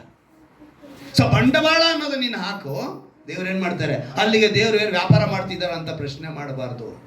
ದೇವರು ನನಗೆ ಸುವಾರ್ತೆ ಹೇಳಿದ್ದಾರೆ, ನಿನಗೋಸ್ಕರ ತನ್ನ ಮಹಿಮೆಯ ಸಿಂಹಾಸನ ಬಿಟ್ಟು ಬಂದಿದ್ದಾರೆ, ಬಂದು ನಿನ್ನ ಆರಿಸಿಕೊಂಡು ನಿನಗೆಲ್ಲವನ್ನ ಹೇಳ್ಬಿಟ್ಟಿದ್ದಾರೆ. ಈಗ ನೀನು ಅವ್ರ ಜೊತೆ ಇರಬೇಕು. ಬೇಡಿಕೊಳ್ಳಿ ದೊರೆಯುವುದನ್ನ ಪದ ನಿನಗಲ್ಲ, ಇಲ್ಲಿ ಕುಳಿತಿರುವಂಥ ವಿಶ್ವಾಸಿಗಲ್ಲ ಆ ಪದ. ಹೊಸದಾಗಿ ಬರ್ತಾರಲ್ಲ ದೇವರ ವಿಷಯ ಕೇಳಿ ಕಿವಿಯಾರ ಕೇಳಿ ಅವರಿಗೆ ಬೇಡಿಕೊಳ್ಳಿರಿ ದೊರೆಯುವುದು ಅಂತ ಹೇಳಿದ್ರು. ನಿಮಗೆಲ್ಲ ದೇವರ ಚಿತ್ತಾನುಸಾರವಾಗಿ ಕೇಳಬೇಕು. ನೀವು ವಿಶ್ವಾಸಿ ಆದಮೇಲೆ ನಾನು ಇನ್ನೂ ಬೇಡಿಕೊಳ್ತೀನಿ ಹೇಳಿದ ತಕ್ಷಣ ಕೊಡ್ತಾರೆ, ಆ ಸೀನೆಲ್ಲ ಇಲ್ಲ ನಿಮಗೆ. ಇವಾಗೇನು ದೇವ್ರ ಚಿತ್ತಾನುಸಾರ ಕೇಳಬೇಕು ನೀವು. ವಿಶ್ವಾಸಿ ಆದಮೇಲೆ ನೀವು ಅದನ್ನು ಕೇಳಿದಾಗ ದೇವರೇನು ಮಾಡ್ತಾರೆ? ನೆರವೇರಿಸ್ತಾರೆ. ಕೀರ್ತನೆ 107:20 ನಾನು ನನ್ನ ವಾಕ್ಯವನ್ನು ಕಳಿಸಿ ಅವ್ರನ್ನ ಗುಣಪಡಿಸಿ ಎಂದು ಬರೆಯಲ್ಪಟ್ಟಿದೆ. ಏನೇಳ್ಪಟ್ಟಿದೆ? ವಾಕ್ಯವನ್ನು ಗಳಿಸಿ ಗುರಿಪಡಿಸಿದೆ. ಯೌವನಸ್ಥನು ತನ್ನ ನಡವಳಿಕೆ ಹೇಗೆ ಶುದ್ಧಪಡಿಸಿಕೊಡ್ತಾನಂತೆ? ವಾಕ್ಯದಿಂದ, ದೇವರ ವಾಕ್ಯದಿಂದ ಶುದ್ಧಪಡಿಸಿಕೊಡ್ತಾನೆ. ಕೀರ್ತನೆ 119:9 ಹೇಳಲ್ಪಟ್ಟಿದೆ. ಅಂದರೆ ಯೌವನಸ್ಥನು ಏನು ಮಾಡಬೇಕು? ವಾಕ್ಯವನ್ನ ಕೇಳುವನಾಗಿರಬೇಕು. 119:69 ಹೇಳಿದ್ರು, ಆ ಸನ್ನಿಧಿಯಲ್ಲಿ ದೇವರನ್ನು ಹೇಳ್ಬಿಟ್ಟಿದ್ದಾರೆ, ಒಂದು ವಿಶೇಷವಾದ ಆಶೀರ್ವಾದವನ್ನ ಇಟ್ಟಿದ್ದಾರೆ. ದೇವರ ಸನ್ನಿಧಾನದಲ್ಲಿ ಒಂದು ಆಶೀರ್ವಾದ ಇದೆ, ನಾವು ಅದನ್ನು ಹುಡುಕಿ ಬರಬೇಕು. ಇನ್ನೊಂದು ಹೇಳ್ತೀನಿ ತಿಳ್ಕೊಳ್ಳಿ, ಕ್ರಿಯೆ ಇರಬೇಕು. ವಾಕ್ಯ ಎಲ್ಲ ಕುಂದಿಲ್ಲದ ವರಗಳು ಮೇಲಿನ ಲೋಕದಿಂದ ಬರುತ್ತಂತೆ. ಎಲ್ಲಿಂದ ಬರುತ್ತೆ? ಮೇಲಿನ. ಆ ಮೇಲಿನ ಲೋಕದಿಂದ ಬಂದಿದ್ದೇ ವಾಕ್ಯ. ಆ ವಾಕ್ಯವನ್ನು ನಾವು, ಪೌಲನು ಹೇಳ್ತಾನೆ, ಅನೇಕರು ಸಭೆ ಕೂಡಿ ಬಿಟ್ಟಿರೋದನ್ನ ಬಿಟ್ಟು ಬಿಡಬೇಡಿ. ಒಂದೇ ಒಂದು ವಾಕ್ಯ, ಕೊನೆಯದಾಗಿ ಇಬ್ರಿಯರಿಗೆ ಬರೆದ ಪತ್ರಿಕೆ 10ನೇ ಅಧ್ಯಾಯ, ಆ ವಾಕ್ಯವನ್ನು ಓದಿ ನಾವು ಪ್ರಾರ್ಥನೆಗೆ ಹೋಗೋಣ. ಇಬ್ರಿಯರಿಗೆ ಬರೆದ ಪತ್ರಿಕೆ 10ನೇ ಅಧ್ಯಾಯ, ಒಂದು ಅದ್ಭುತವಾದ ಮಾತು ಬರೆಯಲ್ಪಟ್ಟಿದೆ ನೋಡಿ. ಅಲ್ಲಿ ಓದ್ತೀನಿ, ಗಮನ ಇಟ್ಟು ಕೇಳಿ. 10ನೇ ಅಧ್ಯಾಯ 22ನೇ ವಾಕ್ಯದಿಂದ ಓದ್ತೀನಿ ಕೇಳಿ. ಆದ ಕಾರಣ ನೀನು ಅಪರಾಧಿ ಎಂದು ನಮ್ಮ ಮನಸ್ಸು ನಮಗೆ ಸಾಕ್ಷಿ ಹೇಳಿದಂತೆ ನಾವು ಹೃದಯವನ್ನು ಪ್ರೋಕ್ಷಿಸಿಕೊಂಡು ದೇಹವನ್ನು ತಿಳಿ ನೀರಿನಿಂದ ತೊಳೆದುಕೊಂಡು ಪರಿಶುದ್ಧ ಪರಿಪೂರ್ಣವಾದ ನಂಬಿಕೆಯುಳ್ಳವರಾಗಿಯೂ ಯಥಾರ್ಥ ಹೃದಯವುಳ್ಳವರಾಗಿಯೂ ದೇವರ ಬಳಿಗೆ ಬರೋಣ. ನಮ್ಮ ನಿರೀಕ್ಷೆಯನ್ನು ಕುರಿತು ನಾವು ಮಾಡಿದ ಪ್ರತಿಜ್ಞೆಯನ್ನು ನಿಶ್ಚಂಚಲವಾಗಿ ಪ್ರಯೋಗಿಸೋಣ. ವಾಗ್ದಾನ ಮಾಡಿದ ಆತನು ನಂಬಿಗಸ್ತನು. ನಾವು ಪರಸ್ಪರ ಹಿತಚಿಂತಕರಾಗಿದ್ದು ಪ್ರೀತಿಸುತ್ತಿರಬೇಕೆಂತಲೇ ಸತ್ಕಾರ್ಯ ಮಾಡಬೇಕೆಂತಲೂ ಒಬ್ಬರನ್ನೊಬ್ಬರು ಪ್ರೇರೇಪಿಸೋಣ. ಸಭೆಯಾಗಿ ಕೂಡಿಕೊಳ್ಳುವುದನ್ನ ಕೆಲವರು ರೂಢಿಯಾಗಿ ಬಿಟ್ಟಿರುವ ಪ್ರಕಾರ. ಕೆಲವರು ಏನ್ ಮಾಡ್ತಿದ್ದಾರೆ? ರೂಢಿ ಮಾಡ್ಕೊಂಡ್ಬಿಟ್ಟಿದ್ದಾರೆ ಸಭೆ ಬಿಡೋದನ್ನ. ಹಾಗಿರಬಾರ್ದು. ಸಭೆಗೆ ಪ್ರಾಮುಖ್ಯತೆ ಕೊಡಬೇಕು. ಸಭೆ ಅನ್ನೋದು ಬಹಳ ಮುಖ್ಯ. ಯಾಕಂದ್ರೆ ಅವ್ರು ವಾಸ ಮಾಡುವಂಥ ಸ್ಥಾನ ಅದು ಅವ್ರಿಗೆ ಇಷ್ಟ. ಅದು ಅಲ್ಲಿಗೆ ಇಷ್ಟ ಬಂದುವಾಗ ಅವ್ರು ಅಲ್ಲೇ ಇರ್ತಾರೆ. ಅವ್ರೇನು ಮಾಡ್ತಾರೆ? ನಮ್ಮನ್ನು ಆಶೀರ್ವಿಸ್ತಾರೆ, ನಮ್ಮನ್ನು ತೃಪ್ತಿಪಡಿಸ್ತಾರೆ. ಅದಕ್ಕಾಗಿ ಅವ್ರು ಹೇಳ್ತಿದ್ದಾರೆ, ಯಾಕಂದ್ರೆ ಇದು ರೀಚಾರ್ಜ್ ಪಾಯಿಂಟು. ಇಲ್ಲಿ ಶೇಖರಣೆ ಮಾಡಿಟ್ಟಿದ್ದಾರೆ. ಬಂದುಬಿಡು, ಶಿಷ್ಯನಾಗು, ನಂತರ ನೀ ಸ್ನೇಹಿತನಾಗ್ಬಿಡ್ತಾರೆ, ಎಲ್ಲಕ್ಕೂ ಎಲ್ಲವಾಗಿರ್ತಾರೆ. ಇಲ್ಲಿಗೆ ಬಂದ ಮೇಲೆ ಅವ್ರು ಹೇಳ್ತಾರೆ ನೋಡಿ, ಸಭೆಯಾಗಿ ಕೂಡಿಕೊಳ್ಳಲು ಕೆಲವರು ರೂಢಿಯಾಗಿ ಬಿಟ್ಟಿರೋ ಪ್ರಕಾರ ನಾವು ಬಿಟ್ಟು ಬಿಡದೆ ಒಬ್ಬರನ್ನೊಬ್ಬರು ಇದು ಬೇಕು. ನೀವು ಹೇಳ್ಬೇಕು ಇನ್ನೊಬ್ಬರಿಗೆ, ನಾವು ಸಭೆಗೆ ಹೋಗ್ಬೇಕು ಅನ್ನೋದನ್ನ. ಇವತ್ತಿನ ದಿವಸ ನಮ್ಮ ಮನೆಯವರು ಇಲ್ಲಿ ಬರೋದಕ್ಕೆ ಒಂದು ಸನ್ನಿವೇಶನೂ ಇರಲಿಲ್ಲ. ನಿನ್ನೆ ನನ್ನ ಮಗಳ ಮನೆಯಲ್ಲೇ ಇದ್ದಿದ್ದು. ಅವಳು ಒಂಟಿಯಾಗಿದ್ದಾಳೆ ಅಂದ್ಬಿಟ್ಟು ಅಲ್ಲೇ ಇರಬೇಕು ಅಂತ ಅವಳು ಪ್ಲ್ಯಾನ್ ಮಾಡಿದ್ಲು, ಅವ್ರ ಅಮ್ಮನ ಇಟ್ಕೋಬೇಕು ಅಂತ. ಆದರೆ ಇವತ್ತು ಅವಳು ಇಲ್ಲೇ ಕುಂತವಳೆ. ಏನೋ ಅವ್ರ ಅಮ್ಮನ ಇಲ್ಲೇ ಇದ್ಬಿಡಮ್ಮ, ಇಲ್ಲೇ ಚರ್ಚ್ಗೆ ಹೋಗೋಣ ನಾವು ಅಂತ. ಆದರೆ ನಮ್ಮನೆಯವ್ರು ಹೇಳೋದು, ನಾವು ಹೋಗ್ಲೇಬೇಕಮ್ಮ ನಮ್ಮ ಸಭೆಗೆ. ನಮ್ಮ ಮಳೆ ಇದ್ಕೊಂಡು ಅವಳನ್ನ ಕರ್ಕೊಂಡೋಗಿ ಅಂತ ಹೇಳ್ಬಿಟ್ರು. ರಾತ್ರಿ 9:30 ನಡೆದಂಥ ಘಟನೆ ಇದು. ಅವಳು ಕರ್ಕೊಂಬರ್ತೀನಿ ಅನ್ನೋ ಉದ್ದೇಶನೇ ಇಲ್ಲ. ನಾನು ಏನಕ್ಕೆ ಹೇಳ್ತೀನಿ ಅಂತ ಹೇಳಿದ್ರೆ, ದೇವರ ತೀರ್ಮಾನಗಳು. ನಾವು ಸಭೆ ಅನ್ನೋದು ಬಹಳ ಪ್ರಾಮುಖ್ಯತೆ ಪಡಿಸುವ. ಏನೇ ನಡೆದ್ರು ಸರಿ, ಸಭೆಗೆ 2.5 ಗಂಟೆ ನೀವು ಕೊಟ್ಟುಬಿಟ್ರೆ ಬಂಡವಾಳ. ಹಲ್ಲೆಲೂಯಾ. ಈ ಬಂಡವಾಳಕ್ಕೆ ಖಂಡಿತವಾಗಲೂ ನಿತ್ಯ ಜೀವ ಸಿಗುತ್ತೆ. ಈ ಲೋಕದಲ್ಲಿ ಎಷ್ಟೋ ಬಂಡವಾಳನ ಹಾಕ್ತಾ ಇದ್ದೀರಾ ನೀವು, ಎಷ್ಟೋ ಹೂಡಿಕೆ ಮಾಡ್ತಾ ಇದ್ದೀರಾ. ಇವಾಗ ಏನು ಹೇಳ್ತಾರಲ್ಲ, ಶೇರ್ ಮಾರ್ಕೆಟ್ ಏನೋ ಹೇಳ್ತಾರೆ ಅಲ್ವಾ, ಇಷ್ಟ ಹಾಕಿ ಅಷ್ಟು ತಗೋ ಅಂತ. ಅವೆಲ್ಲವೂ ಕೂಡ ಬದಲಾಗುತ್ತೆ. ಆದರೆ ನನ್ನ ದೇವರ ಹತ್ರ ಯಾವತ್ತೂ ಶೇರ್ ಮಾರ್ಕೆಟ್ ಒಂದೇ ಥರ ಇರುತ್ತೆ. ಹಲ್ಲೆಲೂಯಾ. ಒಂದೇ ರೀತಿಯಾದ ಆಶೀರ್ವಾದ. ಆ ಆಶೀರ್ವಾದ ಬೇಕು ಅಂದರೆ ನೀವು ಸಮಯನ ಏನು ಮಾಡಬೇಕು? ದೇವರಿಗೋಸ್ಕರ ಎಲ್ಲರೂ ಮೊಣಕಾಲು ಹಾಕಿ ಈ ಬಂಡವಾಳ ಕೊಡೋದಕ್ಕೆ ಇವತ್ತು ಒಪ್ಪಿಸ್ಕೊಡೋಣವಾ? ಇವತ್ತು ನೀವು ಕೇಳಬೇಕು, ಈ ಸಮಯನ ನಮಗೆ ಬಂಡವಾಳ ಮಾಡೋದಕ್ಕೆ ನಮ್ಮನ್ನು ಒಪ್ಪಿಸಿಕೊಡ್ತಿದ್ದೀವಿ ಅಂಥೇಳಿ ಎಲ್ಲರೂ ಒಪ್ಪಿಸಿಕೊಡೋಣ. ಮೊಣಕಾಲು ಹಾಕಿ. ದೇವರೊಂದು ಅದ್ಭುತವಾದ ಮಾತು. ಈ ಲೋಕದಲ್ಲಿ ಸಿಹಿ ಮಾತನ್ನು ಹೇಳುವಂಥವರು, ಮರಳು ಮಾತನ್ನು ಹೇಳುವವರು, ವಂಚನೆಯ ಮಾತನ್ನು ಹೇಳುವವರು ಅವರ ಬಲೆಗೆ ಬೀಳದಂತೆ ಮೋಸದಿಂದ ಹೇಳುವಂಥ ಬುದ್ಧಿವಂತಿಕೆಯ ಮಾತುಗಳು ಕೆಲವಿರುತ್ತವೆ. ಆ ಮಾತುಗಳನ್ನ ಪ್ರಶ್ನಿಸಬೇಕು. ನಾವು ಎಚ್ಚರಿಕೆಯಿಂದ ಇರಬೇಕು, ಬುದ್ಧಿವಂತರಾಗಿರಬೇಕು. ಸತ್ಯ ಯಾವುದು, ನಿಜ ಯಾವುದು, ಒಳ್ಳೆಯದರ ಬಗ್ಗೆ ಒಂದು ತಿಳುವಳಿಕೆ, ಸತ್ಯದ ಕಡೆ ನಾವು ಇರಬೇಕು. ಆ ಸತ್ಯದ ಕಡೆ ಇರಬೇಕು ಅಂದರೆ ದೇವರು ವಾಸ ಮಾಡುವಂಥ ಸ್ಥಳದಲ್ಲಿ ನಾವು ಬರಬೇಕು. ಅವ್ರು ಇಷ್ಟಪಡುವಂಥ ಸ್ಥಳಕ್ಕೆ ನಾವು ಬರಬೇಕು. ಅವರನ್ನು ನಾವು ಮಹಿಮೆ ಪಡಿಸುವಾಗ, ಆ ವಾಕ್ಯವನ್ನು ಕೇಳುವಾಗ, ಹೇಗೆ ಶೇಬದ ರಾಣಿ ಅಷ್ಟು ದಕ್ಷಿಣ ಸೀಮೆಯಿಂದ ಪ್ರಯಾಣ ಬೆಳೆಸಿ ಯೆರೂಸಲೇಮಿಗೆ ಬಂದು ಆ ಸೊಲೊಮೋನನ ಜ್ಞಾನವನ್ನು ತಿಳಿದುಕೊಳ್ಳಬೇಕಂತ ಬಂದಳೋ, ಹಾಗೆ ನಾವು ಯಾವ ಊರಲ್ಲಿದ್ದರೂ ಸಹಿ, ಯಾವ ಸ್ಥಳದಲ್ಲಿದ್ದರೂ ಸರಿ, ಆರಾಧನೆಗೆ ಸಮಯವನ್ನು ನಾವು ಕೊಡುವುದೇ ಆದರೆ, ದೇವರಿಗೆ ಪ್ರಾಮುಖ್ಯತೆ ಕೊಡುವುದೇ ಆದರೆ, ಆರಾಧನೆಯನ್ನು ಪ್ರಾಮುಖ್ಯತೆ ಪಡಿಸುವುದೇ ಆದರೆ, ನಾವು ಕೂಡ ಅಂದು ಶೇಬದ ರಾಣಿ ಪ್ರಶ್ನೆ ಮಾಡದಂತೆ, ನೀವು ಅಪರಾಧಿಗಳೆಂದು ಈ ಸಂತತಿಯನ್ನು ನಾವು ಕೇಳುವುದಕ್ಕೆ ದಾರಿ ಕೊಡದಂತೆ, ಸೊಲೊಮೋನನಿಗಿಂತಲೂ ಹೆಚ್ಚಿನವನು ಇಲ್ಲಿ ಇದ್ದಾನೆಂತ ದೇವರು ಮಾತನ್ನು ಬರೆಸಿರುವಾಗ, ಈ ಸ್ಥಳದಲ್ಲಿ ಸೊಲೊಮೋನನಿಗಿಂತ ಹೆಚ್ಚಾದ ಜ್ಞಾನ ವಾಕ್ಯವೆಂಬ ಜ್ಞಾನ, ಆ ವಾಕ್ಯವಾಗಿರುವ ದೇವರು ನಿನ್ನ ನಡುವೆ ಮಧ್ಯದಲ್ಲಿ ವಾಸ ಮಾಡಿದಂಥ ದೇವರು, ಈಗ ವಾಕ್ಯವಾಗಿ ಬದುಕುತ್ತಿರುವಂಥ ದೇವರು, ಆ ವಾಕ್ಯವನ್ನು ಕೇಳುವುದಕ್ಕಾಗಿ, ಆ ವಾಕ್ಯದ ಜ್ಞಾನವನ್ನು ಪಡೆದುಕೊಳ್ಳುವುದಕ್ಕಾಗಿ ನಾವಿಲ್ಲಿ ಬರಬೇಕು. ಅವರು ವಾಕ್ಯವನ್ನು ಕಳಿಸಿ ನಮ್ಮನ್ನು ಗುಣಪಡಿಸುವರಾಗಿದ್ದಾರೆ. ಒಬ್ಬ ಯೌವನಸ್ಥನು ಶುದ್ಧನಾಗಬೇಕು ಅಂದ್ರೆ ವಾಕ್ಯದಿಂದ ಗುಣಪಡಿಸುವುದಕ್ಕೆ ಸಾಧ್ಯ. ವಾಕ್ಯವಾಗಿರುವಂತ ದೇವರು, ನಿತ್ಯ ಜೀವನ ಉಂಟು ಮಾಡುವ ದೇವರು. ಯೋಹಾನನು ಹೇಳ್ತಾನೆ, ನಿನ್ನಲ್ಲಿ ನಿತ್ಯ ಜೀವನ ಅಂದ್ರೆ ನಿತ್ಯ ಜೀವನ ಉಂಟು ಮಾಡುವ ವಾಕ್ಯಗಳು ಉಂಟಲ್ಲ, ನಿತ್ಯ ಜೀವಕ್ಕೆ ಸೇರಿಸುವಂತ ವಾಕ್ಯಗಳು ನಿನ್ನಲ್ಲಿ ಇದೆಯಲ್ಲ ಅಂತೇಳಿ ಯೋಹಾನ ಬರೆದ ಸುವಾರ್ತೆ 6ನೇ ಅಧ್ಯಾಯ 68ನೇ ವಾಕ್ಯದಲ್ಲಿ ಹೇಳಲ್ಪಟ್ಟಿದೆ. ಮೋಸ ಹೋಗಬೇಡಿ ಲೋಕದ ಮಾತಿಗೆ. ಎಲ್ಲಾ ಮೇಲಿನ ಲೋಕದಿಂದಲೇ ಬರುತ್ತೆ ದೇವರ ಆಶೀರ್ವಾದಗಳು. ಸಭೆ ಕೂಡಿ ಬರುವುದನ್ನ ಅನೇಕ ರೂಢಿ ಮಾಡಿಕೊಂಡಿದ್ದಾರೆ. ನಾವು ಆ ರೀತಿಯಾಗಿರೋದು ಬೇಡ. ಎಲ್ಲರನ್ನ ಎಚ್ಚರಿಸೋಣ, ನಾವು ಸಭೆ ಕೂಡೋಣ. ಅಂದು ದೇವರ ಬಳಿ ಬಂದು ವಾಕ್ಯ ಕೇಳುವುದಕ್ಕೆ ಬಂದವರು 3 ದಿನವಾದರೂ ಕೂಡ ಅವರನ್ನ ಬಿಟ್ಟು ಹೋಗಲಿಲ್ಲ. ಅವ್ರನ್ನ ನೋಡಿ ದೇವರು ಕನಿಕರ ಪಟ್ಟು, ಈ ಜನ ನನ್ನ ಬಳಿ ಬಂದು 3 ದಿನವಾಯ್ತು ಅಂತ ಹೇಳಿದ್ರು. ಅವರು ಅವರು ಸಮುದ್ರ ತೀರವನ್ನು ಬಿಟ್ಟು ಅಡವಿಗೆ ಹೋದಾಗಲೂ ಕೂಡ ಅವ್ರನ್ನ ಹಿಂಬಾಲಿಸಿದ್ರು ಅಂತ ನಾವು ನೋಡುತ್ತೇವೆ. ಬೆಳಿಗ್ಗೆಯಿಂದ ಸಂಜೆಯವರೆಗೂ ಅವರ ಮಾತನ್ನು ಕೇಳೋದಕ್ಕೆ ಇಷ್ಟಪಟ್ಟರು. ಆದ್ರೆ ನೀನು ನಾನು 2.5 ಗಂಟೆಗಳ ಕಾಲ ಸಮಯವನ್ನು ಒದಗಿಸಿಕೊಡು ಎಸಪ್ಪ. ಯಾರ್ಯಾರು ಈ ವಾಕ್ಯಕ್ಕೆ ಒಪ್ಪಿಸಿಕೊಟ್ಟವರಾಗಿ ನಾವು ಇನ್ನು ಮುಂದೆ ಕರ್ತನೆ ನಿನ್ನ ಬಳಿ ಈ ಬಂಡವಾಳ ಹೂಡಿಕೆ ಮಾಡುತ್ತೇವೆ ರಾಜ, ಇದು ಬಂಡವಾಳ ಇಡುತ್ತೇವೆ, ಈ ಸಮಯವನ್ನು ನಿನಗೆಂದು ಕೊಡುತ್ತೇವೆ. ಅರ್ಥನೆ ಕೋರಹೀರ ಕೀರ್ತನೆ 1000 ದಿನ ಈ ಲೋಕದಲ್ಲಿ ಸಂತೋಷ ಇದ್ದರೂ ಕೂಡ ಅದು ನಿನ್ನ ಆರಾಧನೆಗೆ ಸಮವಲ್ಲ ಎಂದು ಹೇಳ್ತಾರೆಪ್ಪ.